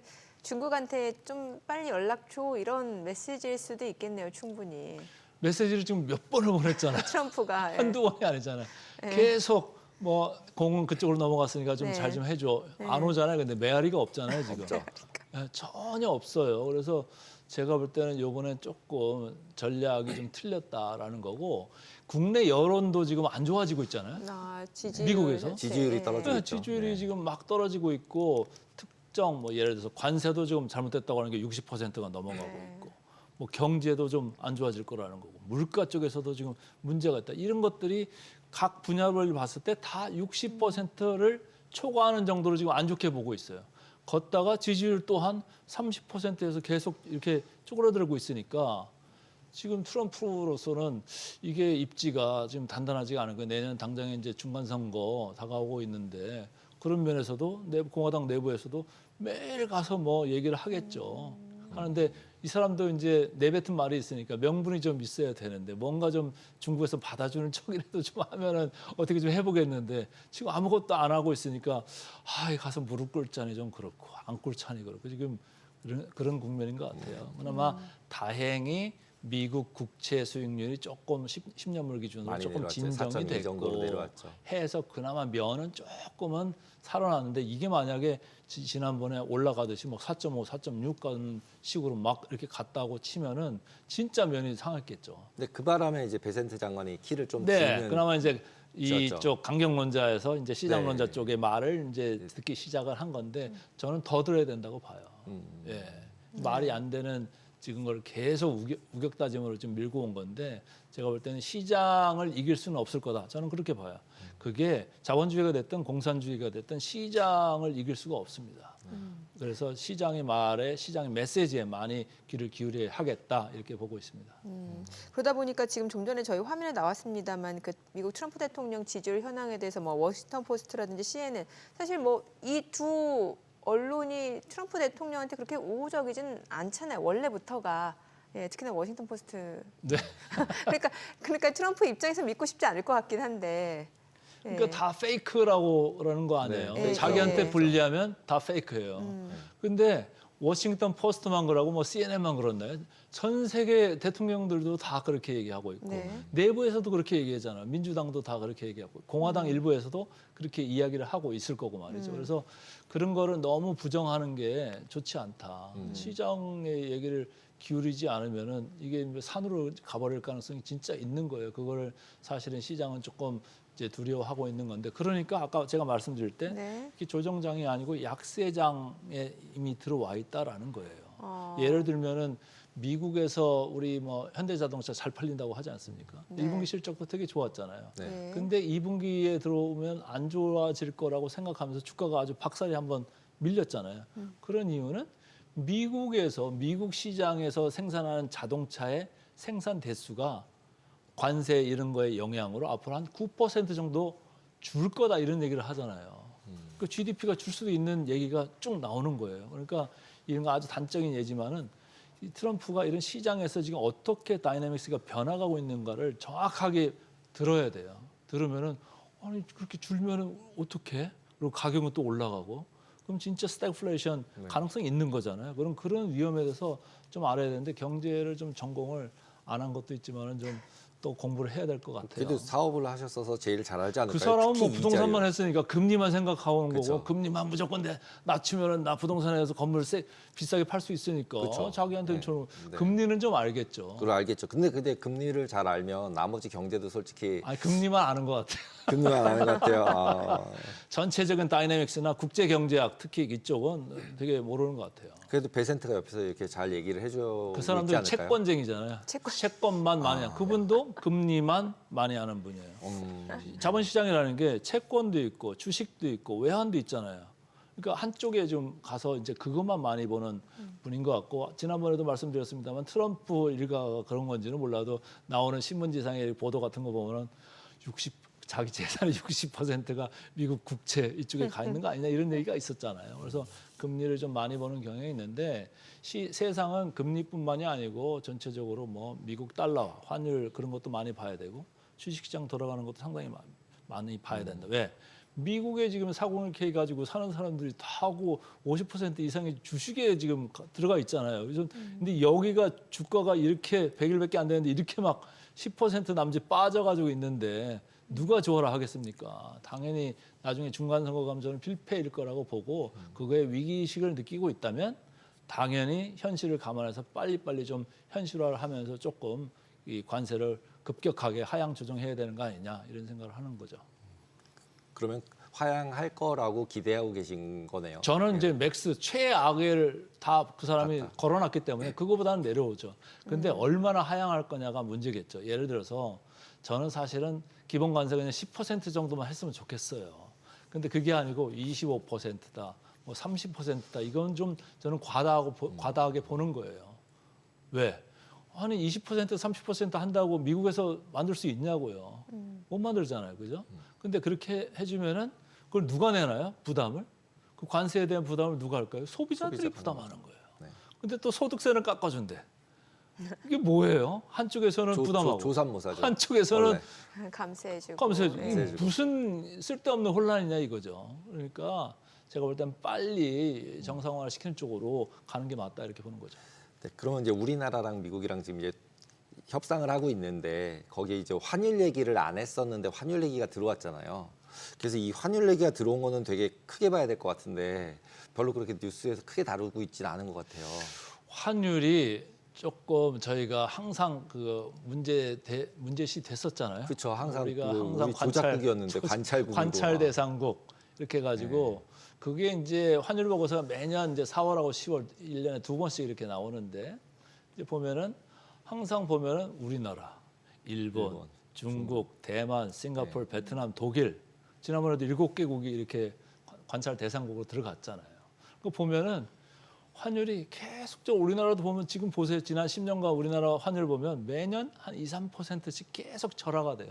절하가 된다는 얘기는 환율이 올라간다는 얘기잖아요. 네. 지금 1440선까지 와 있잖아요. 근데 그렇게 하면은 미국에서 뭐 통상 압력이나 이런 게 와도 환율 절하로 어쨌든 조금씩 피해 가면서 중국이 대표적으로 그렇게 했잖아요. 네. 지난 트럼프 일기에. 그래서 우리나라도 따라가는 면이 좀 있다. 우리나라도 위안에 좀 많이 연동돼 가지고 연동돼 있죠. 가는 경향이 좀 있잖아요. 그래서 그런 걸로 이제 해왔는데 미국에서 이번에는 이제 그걸 개별 이슈로 해가지고 개별 협상하자 이렇게 하는 거잖아요. 그러니까 그걸 가지고 한번 뒤틀을 가능성이 좀 있겠다 이런. 근데 일본은 안 하고 우리만 해가지고 왜 그럴까 이런 생각이 들어가지고. 일본은 지금 네. 앵화가 네. 지금 많이 그래도 강세로 강세가 가고 있잖아요. 갔으니까. 먼저 그냥 가버리고 있잖아요. 그리고 일본은 지금 금리 사이클이 인상 사이클이잖아요. 뭐 지금 지난번에 안 했습니다만 곧 이제 한다는 얘기가 나오잖아요. 그래서 그런 반면에 우리는 한은에서 계속적으로 기준금리 인하를 하고 하는데 경제는 안 좋아지지만 지금 또 GDP 경제 성장률이 금년에 1% 언더로 내려간다 이런 얘기가 있으니까 한은 입장에서는 해야 될 가능성이 크다라고 생각은 한쪽에서는 하면서도 환율에 있어서 미국하고 우리나라 금리 차 이것도 또 걱정이 되잖아요. 혹시라도 금리를 내려버리면 더 절하가 돼버릴까? 그러면 또 미국한테 야 니들 또 환율 조작하는 거 아니냐? 뭐 이런 또 오해를 받을 수도 있고 또 그걸 안 하자니 경제가 또 지금 문제인 것 같고 그래서 여러 가지가 겹쳐 있는데 제가 볼 때는 환율은 우리는 이 금리 인하 그걸 떠나가지고 이미 달러 인덱스가 110까지 갔던 달러 인덱스가 지금 99까지, 98까지 최근에 왔다 갔다 했잖아요. 네. 그럼 위에서 11%, 12% 내려왔는데 우리 환율 위에서 얼마나 내려왔습니까? 지금 1470, 80 있다가 겨우 1420선 갔다가 다시 1440이에요. 그렇죠. 근데 그걸로만 보면은 사실은 1350에 가 있어야 돼요. 그걸로만 보면. 근데 왜 안 내려가냐? 중국에서 7.3 위로 자꾸 올리려고 절하 느낌이 있고 지금 관세 이 협상이 끝나지 않았잖아요. 근데 이게 어떻게 될지를 모르니까 그거에 대해서 좀 주의를 좀 기울이는 거 아니겠냐 환율 시장에서도. 근데 저는 금년 이 협상이 이번에 이제 마무리가 뭐 7월이 됐든 8월이 됐든 마무리가 되고 금년 하반기 되면 저는 오히려 우리나라 원화 환율은 1,350원대에 가도 괜찮겠다 이런 생각이 이상하지 해요. 않다. 그래서 1,400은 무조건 하향 돌파할 가능성이 크다. 그런 점에서는 아까 우리 질문하신 환율 조작국 이런 거하고는 전혀 상관없고 관찰 대상국에서도 빠질 가능성도 있는 거죠. 왜냐하면 우리 환율이 절상이 됐으니까. 돼버리면은 거기에서 우리는 자유로울 수 있다. 그렇다고 보면은 이제 관세 하나만 가지고도 얘기를 할 수 있다. 그래서 우리가 지금 가서 이제 협상을 한번 하고 왔고 뭐 어떻게 어떤 페이스로 협상이 갈 수 있을지는 모르겠습니다만은 좀 천천히 할 필요가 있겠다. 이걸 급하게 해버리면 여기서 니도 환율 만지고 있잖아 이런 얘기도 들을 수가 있고 한데 이걸 좀 천천히 만지면은 그 가운데 시장에서 환율이 조금 밑으로 가다 보면 1,400이나 1,400 언저리 밑으로 돌파를 해버리면은 거기에서 관찰 대상국에서 오히 시장이 빠질 수도 있겠다 이런 생각도 하는 거죠. 네, 그 미 국채 여쭤볼게요. 뭐 이제 스캇베센트도 사실 10년물 국채 수익률 낮추려고 엄청 노력한 상황이었는데 최근에 보면은 왜 한참 국채 가격 떨어지고 수익률 올라갈 때 그 뭐 일본이나 중국에서 국채 판 거 아니냐라는 얘기도 있었고 지금 상황은 어때? 지금 그래도 좀 수익률 자체는 좀 떨어지고 있는 상황에서 그러니까 국채 가격이 좀 올라간 상황이잖아요. 그러니까 결국은 박스권 아니겠나 이런 생각을 저는 개인적으로 하고 있어요. 4.0에서 4.5. 근데 네. 지난번 같이 이렇게 스파이크 되는 그런 현상은 좀 없을 거는 네. 같다. 그래서 조금 그 최악의 상황은 지났지만 그렇다고 무턱대고 막 내려가는 그런 거는 아닌 것 같아요. 왜? 최근 뭐 한두 달 사이에 미국에 대한 신뢰가 그런 게 많이 조금 흔들렸잖아요. 그렇죠. 이게 예. 근데 진짜 신뢰 문제인가요? 아니면 인플레이션 문제인가요? 신뢰 문제로 다 겹쳤겠죠, 복합적으로. 근데 저는 이런 거죠. 사람들이 미국은 튼튼한 나라야. 미국으로 돈 많이 들어가고 있으니까 저기는 망하지 않아. 이런 생각을 아주 굳건히 하고 있다가 어느 순간 딱 보니까 보니까 이게 이자가 이자를 낳고 또 이자가 더 점점 커지는 이런 구조였네. 이런 걸 이제 알게 된 거잖아요. 그리고 이게 지금 뭐 달러 기축통화 이런 시스템이 단박에 이렇게 무너질 것 같지는 않지만 여기가 무작정 강세로 갈 수 있는 나라가 아니구나 라는 걸 이제 알게 된 거잖아요.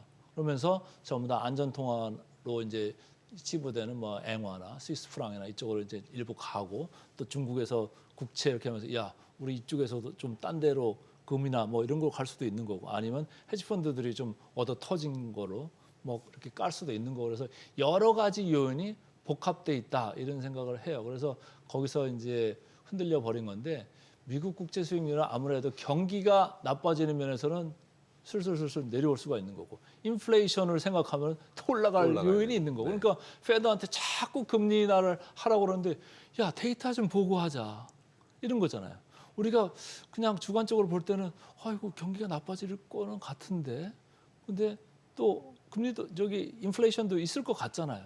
그러니까 그들로서는 확실한 의사결정을 하기 전에 뭔가 나한테 내가 그 데이터를 좀 보면서 하고 싶은데 시간이 필요하잖아요. 아직까지는. 그러니까 연준으로서는 지금 움직이지 못하는 그런 타이밍에 들어와 있다. 이렇게 보니까 국제 수익률도 이리 가지도 못하고 저리 가지도 못하고 그냥 4.2 근처에서 왔다 갔다 하는 이런 모습. 그러니까 달러화도 지난번에 다시 98 찍고 달러화 지수도 올라가려고 하다가 다시 여기 서 있잖아요. 그러니까 거기에서는 제가 느끼는 바는 뭐냐면 예전엔 110까지 같은 게 왜 지금 99, 100에서 있느냐 이거야. 나는 신뢰 그 문제가 나는 상당히 깔려 있다 이렇게 보는 거예요. 그래서 과거같이 무작정 미국으로 쫓아가는 그런 거는 쉽지 않을 거다 이런 생각이고 페드 아까 제가 말씀드렸습니다마는 페드 미국 시장 비싸다는데 그 돈들이 전 세계 돈들이 미국으로 가던 그런 일방적인 사이클에서는 이제는 한두 발짝 더 뒤로 물러서는 그런 그림이 나올 수가 있다. 그런 면에서는 뭐 지금 미국 국제 수익률 여기서 크게 뭐 변동하는 그런 국면은 기대하기 힘들다. 4.0, 4.5 사이 왔다 갔다 할 거고 환율도 거기서 왔다 갔다 네, 할 거다. 당분간 그렇죠. 네, 그러면 다시 또 이제 주식으로 오면은 또 AI가 나오잖아요. 네. 그러면 이제 AI에서 또 어저께 엔비디아가 AI 반도체 또 그 중국에서 만든다고 화웨이가 그러면서 결국 또 막 4%막 급락했다가 이러고 있는데 실제로 중국에서 이런 뭐 저희가 정확하게 알 수는 없지만 이렇게 인공지능 관련된 반도체를 해서 미국이랑 중국이랑 경쟁할 수 있는 상황까지 될 가능성이 얼마나 있을 것 같으세요? 제가 뭐 IT 전문가는 아니지만 근데 엔비디아를 계속 추적 관찰해온 사람 중에 하나로서 보면은 뭐 기술력은 아직까지는 뭐 엔비디아가 있다고는 이제 여겨지는데 지금 보도되는 바에 따르면은 뭐 엔비디아가 만든 H100보다 더 성능이 좋은 거를 지금 화웨이 쪽에서 개발을 했고 그걸 이제 곧 샘플 공급을 할 수가 있을 거다 이런 얘기를 하는 거잖아요. 근데 이제 블랙웰 수준까지는 아닌 거는 같은데 후퍼 시리즈에서 제일 좋은 게 이제 H100이었으니까 그 정도까지는 많이 따라온 거는 같다. 이제 화웨이 같은 경우는 어떻게 보면 민간 기업이긴 하지만은 중국 정부의 전폭적인 지원을 받는 이런 회사잖아요. 이 회사가 어떻게 보면 중국의 삼성전자 같은 회사잖아요. 안 하는 게 없을 정도로 뭐 전기차도 하고 5G 통신도 하고 뭐 별거 다 하는데 화웨이가 예전에 미국에서 제재받기 전에 네. 진짜 잘 나갈 때 서버랑 전 세계 네. 마켓시에 제일 많을 때는 실제로 중국 내에서 거의 도시 하나가 그러게요. 화웨이였는데 네. 지금도 네. 그 도시는 유지가 되고 있을 네. 거 아니에요. 그럼 네. 내수로만 돌아가고 있을 거고. 네. 근데 이제 기술력은 쫓아올 수는 있는데 네. 그러면 그 생태계에서 그러면 중국 밖에서도 이게 먹힐 수가 있겠느냐 이런 거에 저는 좀 중점을 좀 두고 봐야 될 필요가 있겠다. 근데 중국 안에서는 뭐 자기들 폐쇄적으로 해가지고 이걸 쓰고 야 이거 많이 쓰자 우리 내수에 이걸 견뎌야 돼 그리고 우리 기술 진보는 화웨이 거 칩을 몰아줘가지고 가보자 이런 얘기를 할 수는 있어도 그러면 중국 밖으로 수출이나 아니면 나올 수가 있느냐? 그거는 또 다른 얘기 같아요. 딴 데에서 지금 생태계가 뭐 일단 엔비디아의 쿠다 생태계 지금 그 개발자들이나 이런 데들이 다 몰려가 있잖아요. 중국은 또 다른 생소한 분야거든요. 그걸 그대로 가져와서 쓸지 안 쓸지는 모르겠습니다만 좀 다른다고 보면은 뭐 그쪽으로 갈 이유가 좀 적을 거다. 근데 이제 시장에서 우려하는 거는 엔비디아가 중국에 수출을 이만큼 했었는데 그렇죠. 이게 이제 없어지니까 예, 그렇죠. 예. 직접 수출 물량이 한 뭐 15% 내외 되는 거고 간접적인 것까지 포함하면 한 30-40%는 된다고 보는 거니까 엔비디아한테는 이거 비싸게 팔고 있었는데 많이 팔고 있었는데 양도 줄고 야, 이 경쟁이 들어온다 그러면 이쪽에서 또 견제 들어오면 가격 또한 문제가 될 수 있는 거잖아요. 그래서 그런 것 때문에 간밤에도 이제 4% 장중에 이렇게 밀렸다가 2% 하락으로 이제 끝난 건데 그런 면에서 좀 안 좋은 거죠. 좀 안 좋은 건데 엔비디아는 그렇지만은 밸류에이션 쪽으로 봤을 때는 과거에 피크였을 때 35 근처에 있던 선행 PER 이런 것들이 지금은 20 중반대에 들어와 있기 때문에 이것 또한 저점으로 가면 다시 저점 매수, 위로 가면 다시 차익 매물 이런 식으로 조금 당분간 화해의 칩이 과연 H백을 능가하고 그 다음 기술 개발이나 이런 거에 있어서도 엔비디아에 버금가는 걸 만들 수 있을 거냐 그걸 확인할 때까지는 계속 이 좁은 박스권에서 있지 않겠느냐 이런 걸 그러면 생각하는 환율도 박스, 이자율도 박스, 네, 주식도 네. 박스. 왜 뚫고 올라가려면 뭔가 그로스가 좀 있어야 되는데 일단 자기들이 이쪽에서 돈을 다 벌어댔잖아요. 근데 이거 화해 칩 나오기 이전에도 이미 성장률이 꺾인다라는 걸로 주가가 밀렸던 거잖아요. 성장률이 꺾인다는 건 성장을 안 한다는 얘기는 아니죠. 전년에 예를 들어 250% 했다. 그럼 성장률이 꺾인다는 얘기는 250%보다 낮게 가면 성장률이 꺾였다고 그러는 거잖아요. 그러면 100%를 성장을 한다고 해도 성장률이 꺾인 거예요. 100% 하다가 50% 해도 성장률을 꺾인 거라고요. 그게 무슨 함의를 가지고 있냐면 우리가 회사를 기업 가치를 볼 때, 밸류에이션을 볼 때 성장률을 우리가 이렇게 쳐다볼 거냐, 좀 내려서 쳐다볼 거냐, 더 내려서 쳐다볼 거냐에 따라 가지고 기업 가치가 엄청나게 바뀌거든요. 그런 거에서 미국 월스트리트나 전 세계 보는 사람들은 250% 성장할 때 엔비디아가 아니구나. 지금은 20-30% 언더도 갈 수 있겠다. 이런 우려가 들어오니까 이렇게 바라보던 기업 가치의 밸류에이션들이 이렇게 내려오는 거예요. 그러니까 주가도 내려왔고 더 올라가기가 쉽지는 않은 그런 국면에 처박힐 수밖에 없다 이런 거죠. 테슬라 좀 여쭤볼게요. 지금 올해 들어서 이제 우리 개인 투자자분들이 테슬라 순매수한 규모가 한 하나 기준으로 4조 원이 넘어섰는데 이게 어느 정도냐면 지난해 연간 그 개인 투자자가 순매수한 규모로 봤을 때 3배 가까이 늘어난 거예요. 그러니까 지난해 연간 개인 투자자가 매수한 규모보다 올해 지금 4월까지죠. 매수한 규모가 지금 3배 가까이 좀 늘어난 셈이에요. 그러니까 떨어지길 기다렸던 투자자분들이 많았던 거예요. 지난해 사고 싶어도 너무 비싼 생각 때문에 못 사다가 막 떨어지니까 이제 기회다 싶어갖고 이제 많이들 사신 거예요. $200 근처에서. 근데 지금 여전히 뭐 좀 부정적인 시각이라는 회의적인 시각도 꽤 있는 것 같은데 어떻게 보세요? 기대감만 살아 있고 기대감. 실체를 보면은 저는 이거 진짜 이걸 이렇게 사야 되나 이런 생각을 하는 거예요. 왜냐하면은 지금 데이터 나오는 거 다 보셨잖아요. 매출 현찮고 이익은 70% 줄고 네. 70%씩 준다니까요. 성장하는 게 아니고 줄어요. 과거에 이거 뭐 한참 전에 지금 생산 판매량에 할 때 이익 안 나오는 정도로 지금 안 나오는 거예요. 예? 그리고 중국에서도 줄어, 유럽에서도 줄어. 지금 기대감만 있는 거예요. 기대감은 제가 볼 때는 크게 두 가지 같은데 하나는 이제 도저히 거기 책임지고 있다가 이제 돌아오는 거 아니냐. 그렇죠. 그거에 대한 기대감이 좀 있는 거고. 근데 그럼 돌아와가지고 이 브랜드를 과연 옛날같이 비전을 막 심어주면서 잘 살릴 수가 있을 것이냐. 그 살릴 수가 있는 부분에 대한 기대감은 그쪽 부분이야. 사이버 캡, 로보택시. 로보택시. 뭐 이건데 지금 일단은 웨이모가 꽉 잡고 있는 이 시장에 이제 그가 들어보는 건데 그게 얼마나 될지는 또 봐야 되잖아요. 진짜 자율주행이 잘 될 건지 안 될 건지 그리고 과연 그렇게 많이 팔릴 수가 있을까? 그 페네트레이션 그러니까 시장 침투를 그렇게 빨리 할 수 있을까? 지금은 아주 초기 단계잖아요. 어떻게 보면은. 근데 거기서 그러면 과연 숫자로 이게 수익성이 확보가 될 것인가? 수익성이 이런 산업들에서 확보가 되려면 매스 프로덕션, 아주 크리티컬 매스까지 빨리 가야 되는 거예요. 상당한 판매량 수준까지 가야지 그다음부터 이익이 많이 나는 거잖아요. 근데 상당한 판매량 그 수준까지 빨리 가지 못하면 계속 수익성이 안 좋을 수밖에 없어요. 새로운 걸 해야죠. 휴머노이드도 팔고. 휴머노이드 새로운 이제 걸 해야 되겠죠. 네. 예. 그래서 기대감이 있는데 그거를 진짜로 우리가 느낄 수 있을 정도로 수익성이 좋아질 때까지는 또 기다려야 될 거다. 그러면 결국은 선행 PER로 보는 테슬라의 밸류에이션은 계속 100 근처에서 있을 거다. 근데 한쪽에서는 지금 안 좋다고 계속 까잖아요. 목표 주가를 계속 네. 까내리고 있고 한쪽에서는 기대감으로 서학개미들이 돈을 계속 넣고 있는데 이제 레버리지로 사세요. 이제 그러니까 테슬라 레버리지로 사고 그러니까 있습니다. ETF 샀다가 없어지는 ETF도 있잖아요.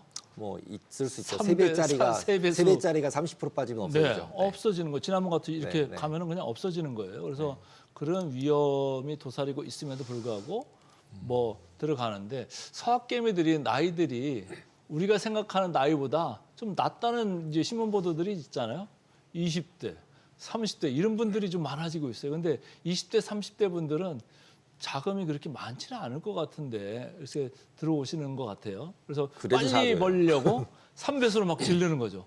질러가지고 야, 나 여기서 인생 역전 여기서부터 해가지고 한번 가고 싶다. 잘 되면 좋은데 그게 또 잘 안 되면 거기서부터 20, 30대부터 또 이게 그나마 있는 돈이 없어질 수도 있는 거잖아요. 그래서 제가 볼 때는 너무 욕심을 부릴 필요는 없겠다 이런 생각을 하는 거죠.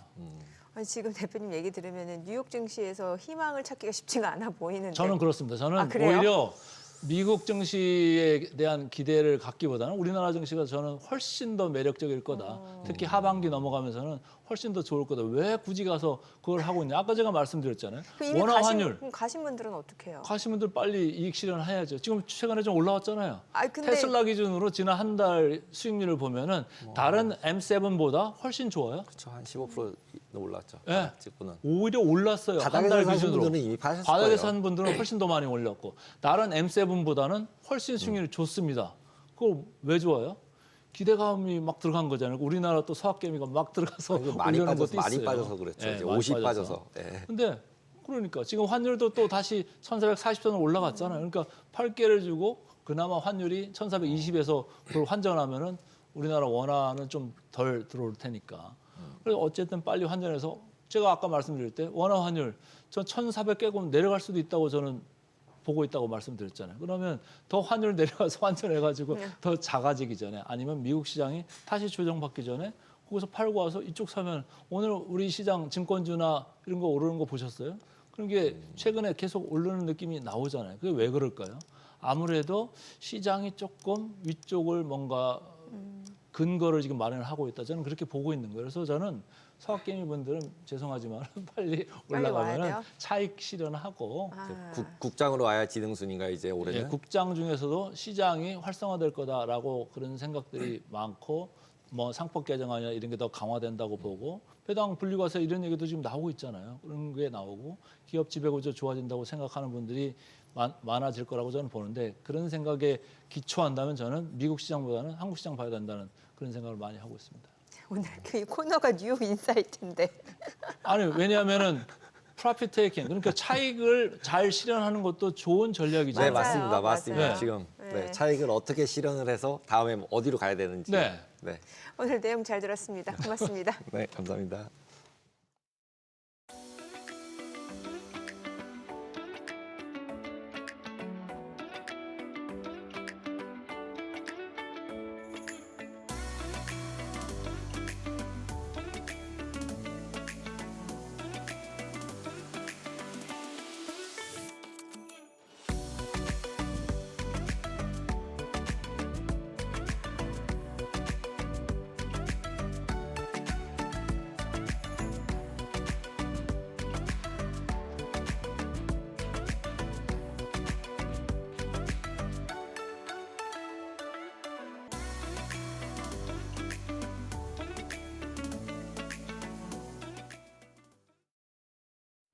오늘 밤 뉴욕 증시를 대비해 반드시 체크해야 할 월가 이슈와 종목 짚어봅니다. 첫 번째 소식은 트럼프 대통령의 대중관세 역풍입니다. 로스앤젤레스 항만청 자료에 따르면 5월 둘째 주 이 항만으로 들어오는 수입 물동량이 전년 대비 36%나 감소할 것으로 예상됩니다. 이 항만은 중국에서 미국으로 들어오는 주요 관문인데요. 관세율이 100% 이상으로 높아지면서 미중 간 교역이 급격히 줄고 있는 조짐이 나타난 겁니다. 뱅크 오브 아메리카의 수석 이코노미스트는 그동안 기업과 소비자가 관세 부과 전에 물량을 미리 당겨오는 프론트 로딩을 했지만 이제는 본격적인 교역 위축이 시작됐다고 분석했습니다. 미국 수입 업체들은 현재 재고 소진에 집중하고 있고 일부는 관세율 변동을 기다리면서 상품을 보세 창고에 보관하거나 인근 국가로 우회 이동시키는 사례도 나타나고 있다고 합니다. 이 화물 수요 감소로 선박 운항 취소도 늘고 있다고 하는데요. 독일 하팍로이드는 중국발 예약의 30%가 취소됐고 대만 TS라인스는 아시아, 미국, 서해안 노선 일부를 중단했습니다. 아직까지 고용지표나 주간 실업수당 청구 건수에는 큰 변화가 없지만 이런 초기 신호들이 점차 경제 전반으로 번질지 주목되고 있습니다. 두 번째 소식의 주인공은 바로 엔비디아입니다. 간밤 엔비디아 주가가 2% 넘게 하락했죠. 중국 화웨이가 새로운 AI 칩을 준비 중이라는 소식 때문입니다. 월스트리트 저널에 따르면 화웨이는 어센드 910D라는 새 칩을 개발해서 이미 중국 주요 IT 기업들과 테스트를 시작했다고 합니다. 목표는 엔비디아의 H100을 넘어서는 것이라고 하는데 여기에 기존 칩도 80만 개 넘게 출하 준비 중입니다. 주요 고객은 국영통신사와 틱톡의 모회사인 바이트댄스 같은 기업들입니다. 오히려 미국의 수출 규제와 관세 정책이 이처럼 중국의 기업들을 돕는 꼴이 된 것 아니냐라는 지적도 나오고 있는데요. 이달 초 미국 정부가 엔비디아의 중국용 반도체마저 수출을 금지시켰죠. 엔비디아는 해당 조치로 55억 달러 손실을 예상하고 있고 JP모건은 최대 160억 달러 매출이 날아갈 수 있다고 분석했습니다. 중국은 엔비디아 매출의 13%를 차지하지만 일각에서는 비공식 물량까지 포함하면 약 40%에 달할 거란 얘기도 나오고 있습니다. 이런 상황에서 엔비디아는 미국 내 생산을 키우겠다며 5천억 달러 투자 계획을 발표했고요. 젠슨 왕 CEO는 최근 직접 중국을 방문해 무역 당국자들과 만나는 등 노력을 기울이고 있습니다. 하지만 올해 들어 엔비디아 주가는 19% 가까이 하락한 상태. AI 시장에 대한 기대감은 여전하지만 역시 무역 전쟁 리스크가 발목을 잡는 모습입니다. 마지막 소식은 팔란티어입니다. 올해 뉴욕 증시 기술주 성적이 부진한 가운데 팔란티어만큼은 예외였습니다. 올해 들어 주가가 50% 넘게 상승하면서 50억 달러 이상 시가총액 기업 중 최고 성과를 냈습니다. 다른 빅테크 기업들은 적게는 7%에서 많게는 30% 가까이도 주가가 빠진 상황인데 팔란티어는 미국 정부 부문의 매출 덕분에 독주를 이어가고 있습니다. 특히 인공지능 기반 소프트웨어가 국방과 정부기관 계약을 따내면서 지난 4분기 정부 매출이 전년 대비로 45%나 급증했습니다. 은행권 분석에 따르면 트럼프 대통령의 공공부문 구조 조정이 팔란티어에 오히려 호재로 작용했습니다. 컨설팅 대신 이 상용 소프트웨어 사용을 장려하는 분위기 속에서 팔란티어가 로키드 마틴과 같은 방산 대기업들과 나란히 주목받고 있는 상황입니다. 알렉스 카프 CEO도 팔란티어의 미국 내 입지를 강하게 어필하고 있는데요. 미국은 전 세계 최고의 기술 무대를 갖고 있고 이를 지키려면 나라 전체가 힘을 모아야 한다라고 강조했습니다. 다만 주가 변동성은 여전합니다. 올해 2월에는 실적 호조로 하루 만에 20% 넘게 급등했지만 트럼프의 관세 발표 직후에는 일주일 동안 14% 가까이 급락하기도 했습니다. 팔란티어는 현재 소프트웨어 업계에서 가장 높은 주가 수익 비율을 기록 중인데요. 향후 작은 실적 미스에도 주가가 크게 흔들릴 수 있다는 경고도 나오고 있어서 이 점도 참고해 보시면 좋겠습니다. 지금까지 월가 리포트였습니다.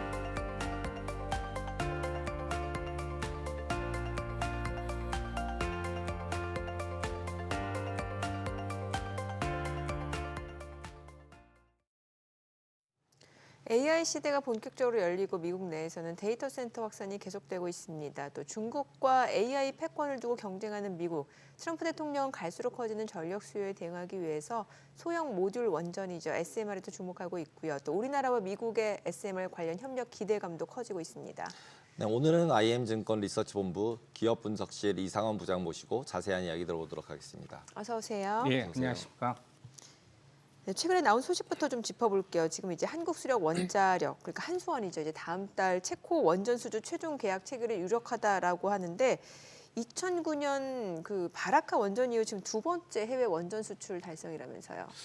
예, 그 말씀드리기 전에 네. 이제 원전 시장 동향부터 말씀드려야지 네. 이제 이런 것들이 다 이해하실 네. 것 같아서 네. 그럼 원전 시장 동향부터 네. 말씀드리는데 그 원자력 발전하면 뭐가 가장 좀 생각나세요 혹시?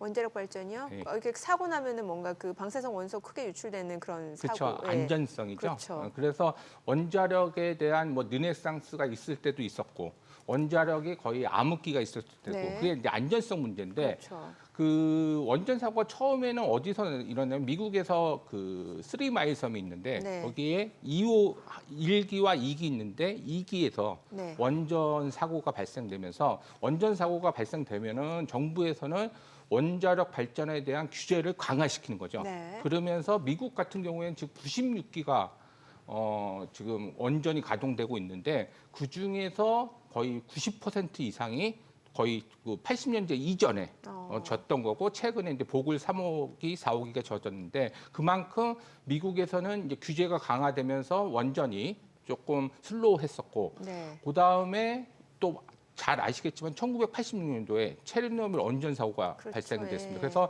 유럽 쪽의 인식 전환을 확 시켰습니다. 그래서 2개월 전에 독일에서 마지막 원전이 꺼졌다고 네. 그런 소식도 들고 유럽에서는 원전에 대해서 규제를 강화뿐만 아니라 원전을 끄는 그런 작업들을 열심히 했었는데 그래서 2011년부터 2020년까지 특히 2011년도에는 일본에 대지진이 있었죠. 네네. 그래서 고거와 발생된 원전 사고가 있었기 때문에 이런 원전이 암흑기였는데 2020년부터 유럽에서 변화가 일어난 게 뭐냐면 2019년도에 그 EU에서 뭘 발표했냐면 2050년까지는 탄소 제로 사회를 만들자는 그린딜 정책을 발표합니다. 네. 그러면서 그린 텍스노비를 어떤 거를 할까 이렇게 막 심사하는 과정에서 2020년, 2021년, 2022년부터 스웨덴, 핀란드, 네덜란드에서 우파 정권이 세워지면서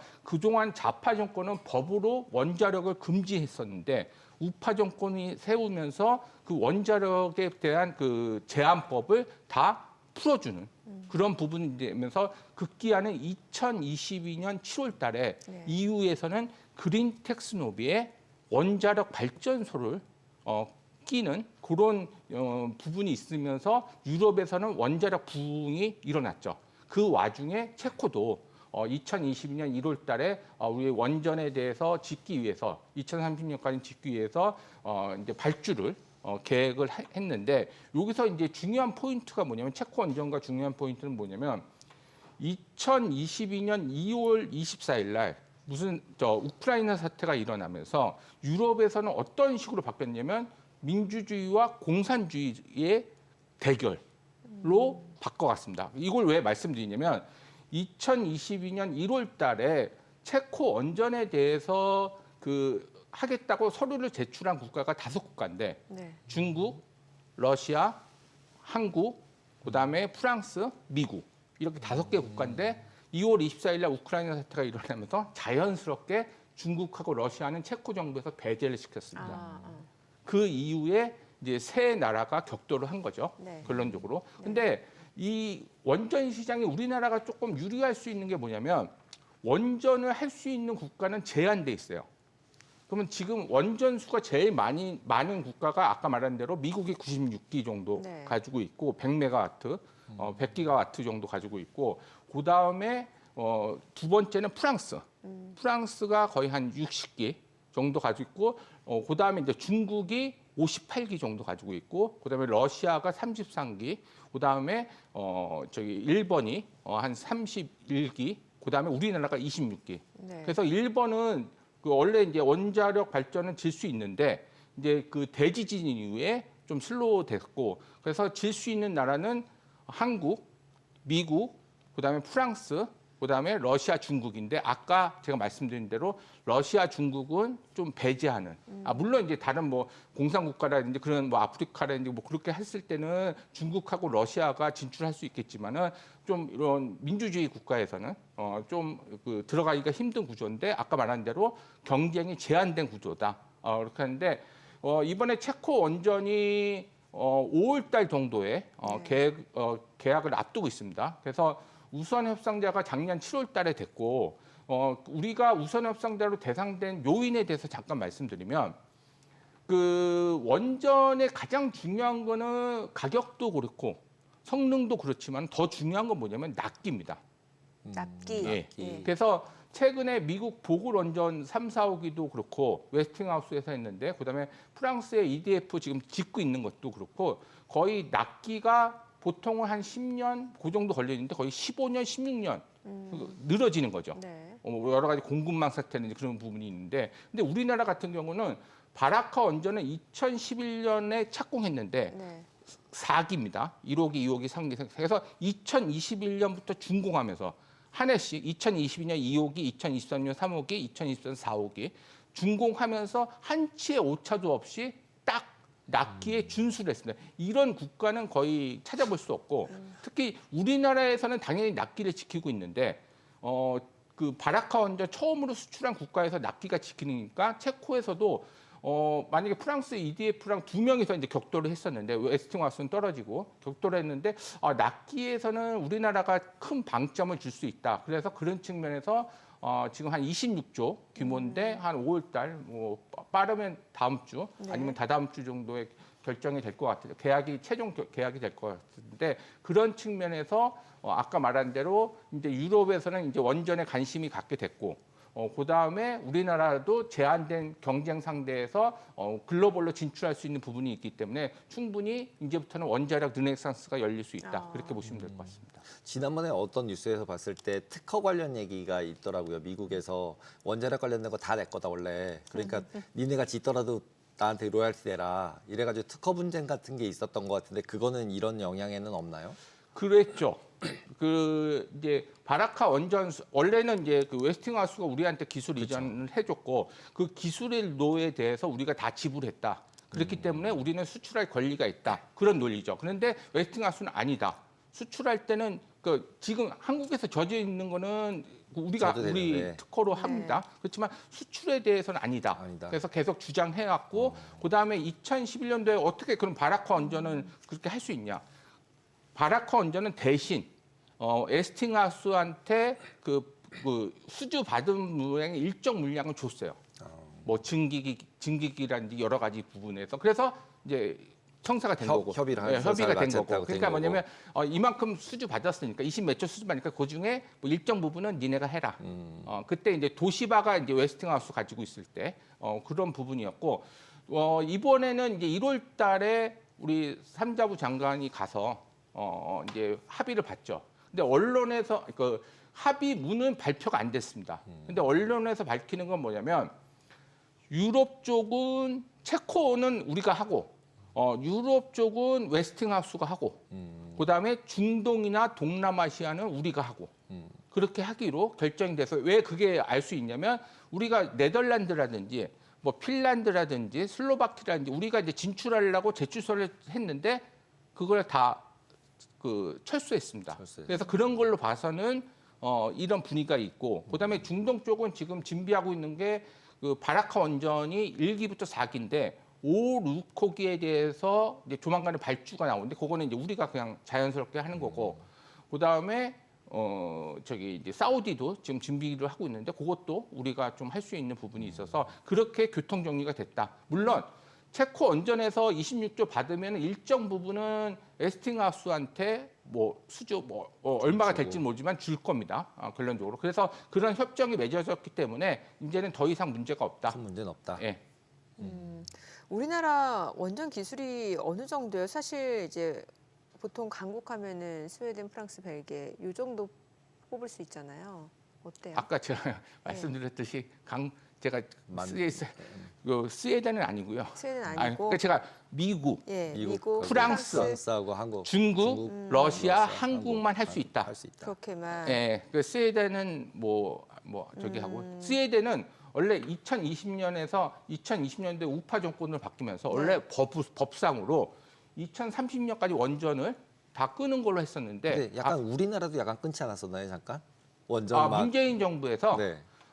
짓고 있는 지금 이제 한 달 전에 신화로 3, 4호기가 착공됐는데 그거를 중단시켰고 네. 이제 중단시켜서 다시 한번 하는 거고 또 계획했던 것도 했죠. 그래서 그 2011년부터 2020년까지 그 전 세계가 암흑기라고 한 거는 특히 우리나라는 문재인 정부 들어서 암흑기였죠. 왜냐면 기존에 있는 것도 그래서 지금 신화로 3, 4호기가 원래 이제 착공을 못 할 뻔했는데 이제 윤석열 정부 들어서 나서 그걸 바꾼 거죠. 이제 그런 부분들이 있는데 아까도 말씀드렸듯이 우리는 프랑스랑 미국보다는 납기가 정확하게 맞춰주는 거예요. 왜냐면 모든 플랜트 공사라든지 그런 것들은 납기가 준수 않으면 페널티도 많고 네. 그다음에 엄청난 비용이 증가됩니다. 어떤 플랜트 공사든 그러니까 원자력 발전도 플랜트 공사이기 때문에 그런 부분들이 발주처라든지 아니면 발주를 수주 받는 처 무척 중요하게 생각합니다. 근데 제일 핫했던 건 이제 그 큰 원전 말고 작은 거 SMR 쪽으로가 더 원전. 되게 핫했었잖아요. 특히 미국에서 이제 데이터 센터 지어야 되는데 전기가 부족해 이러니까 SMR 조그만 걸로 만들어서 여러 군데 지어가지고 할 수 있어 이렇게 얘기하면서 되게 핫했었다가 요즘 이제 관세 때문에 조용해졌는데 실제로 그 SMR하고 크게 지금 대형으로 짓는 그런 거랑 큰 차이랑 그다음에 그런 거에 어떻게 포커스 돼 있는 기업들이 어떻게 구분이 돼 있나요? 그 구분은 어떻게 돼 있냐면 네. 그 잠깐 그 아까 이제 그 미국 쪽에 이제 그 원전 관련 주식도 잠깐 말씀드리면 네. 작년 7월을 기점으로 그 전과 후가 틀립니다. 네. 그러니까 그 전까지는 아까 말한 대로 엄전에 대해서 유럽은 조금 들썩들썩했는데 미국은 좀 가만히 있었고 뭐 그런 부분들이 있었는데 작년 7월달에 뭐가 발표됐냐면 그 마이크로소프트가 콘스텔레이션 에너지하고 계약을 발표했습니다. 어떤 계약을 발표했냐면 아까 제가 말씀드렸듯이 3마일 섬에 원전 1호기와 2호기가 있는데 2호기는 폐쇄가 됐고 사고가 났고 1호기는 2019년까지 가동이 됐는데 콘스텔레이션 에너지가 자연스럽게 가동을 중단시켰습니다. 왜 중단시켰냐면 보통 전력 가격을 파고 원가가 할 때 그 원자력 발전소의 규제가 강화되니까 당연히 원가가 올라가죠. 근데 전력 가격은 그거에 못 미치니까 자연스럽게 가동 중단하는 게 오히려 그 비용을 세이브하는 거다. 그랬는데 작년 7월 달에 어떤 일이 발생됐냐면 마이크로소프트가 이거를 재가동하면서 2027년부터 2035년까지 이 전력을 쓰겠다고. 그러니까 원전에 대한 인식이 틀어지고 그다음에 미국에서는 아까 이제 SMR도 말씀하지만은 빅테크가 2022년 11월 29일 날 챗GPT가 나오면서 추론 기능을 많이 동반될 수밖에 없기 때문에 하이퍼스케일 데이터 센터가 하면서 데이터 센터는 전력 먹는 하마입니다. 그렇기 때문에 원전에 대한 수요가 많이 급증하는 상태에서 마이크로소프트가 미국에서 가동을 중단된 거를 다시 재가동합니다. 그래서 원전에 부응이 있었고 그다음에 또 이제 말씀드릴 거는 아까 SMR 말씀하셨는데 SMR은 말 그대로 대형 원전을 부품들은 거의 비슷하고 크기를 작게 해서 모듈화 시킨 겁니다. 그래서 스몰 모듈 리액터라는 단어를 쓰는데 그러면 큰 원전과 모듈한 원전 뭐가 차이가 있겠죠? 입지가 조금 더 자유롭게 쓸 수 있겠죠, 아무래도. 그런 것보다는 안전성이. 안전성. 당연히 대형 원전에서는 이 안전 문제에 대해서 차단할 때 조금 스페이스 크게 차단하는데 여기는 더 조그마니까 작게 차단하니까 안전성 문제에서 더 있겠고 그다음에 SMR 같은 경우는 제가 모듈화 한다고 그랬잖아요. 네네. 그런데 대형 원전 같은 경우에는 혹시 원자력 발전 가시면은 거의 잠실 운동장 뭐 한 15개, 16개를 네네. 모은 게 한 기 정도 되니까. 그런데 이거는 그만큼 크기가 아니고 작기 때문에 공장에서 찍어낼 수 있습니다.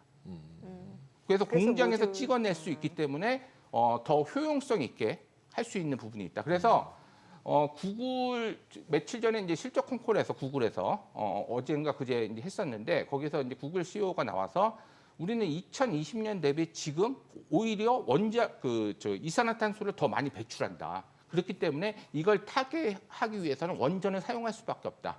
그런데 지금 빅테크들이 관심 있는 거는 SMR입니다. 네. 그러니까 앞으로 SMR은 2030년부터 활발하게 진행될 건데 왜냐면 이제 아까 말한 대로 안전 이슈도 더 대형 원전보다는 더 하고 그렇기 때문에 아마존이라든지 그다음에 구글이라든지 메타라든지 그 SMR을 설계하는 업체들, 뭐 뉴스케일 파워라든지 그다음에 엑스에너지라든지 그런 업체들에 투자를 하고 있죠. 그래서 2028년, 2019년도에 너가 그거에 대해서 그 시설을 해오면은 그때부터는 이제 2036년까지는 다 한다고 그래서 5천억 1조씩 테크들이 빅테크들이 지금 투자를 하고 있는 중입니다. 그런 회사가 우리나라도 있나요? 관련주가? 우리나라 같은 경우에는 네. 아까 이제 그 웨스팅하우스도 그 조약도 했지만은 유럽에서 웨스팅하우스가 만약에 수주를 받으면은 우리나라 건설사하고 우리나라 주기기 업체인 두산 에너빌리티, 보조기기 업체인 BHI가 참여할 수밖에 없습니다. 왜냐하면 웨스팅하우스는 생산 시설이 없습니다. 그런 것 같이 당연히 SMR도 모듈화 했기 때문에 주기기가 있고 보조기기가 있으면 똑같습니다. 기능들은.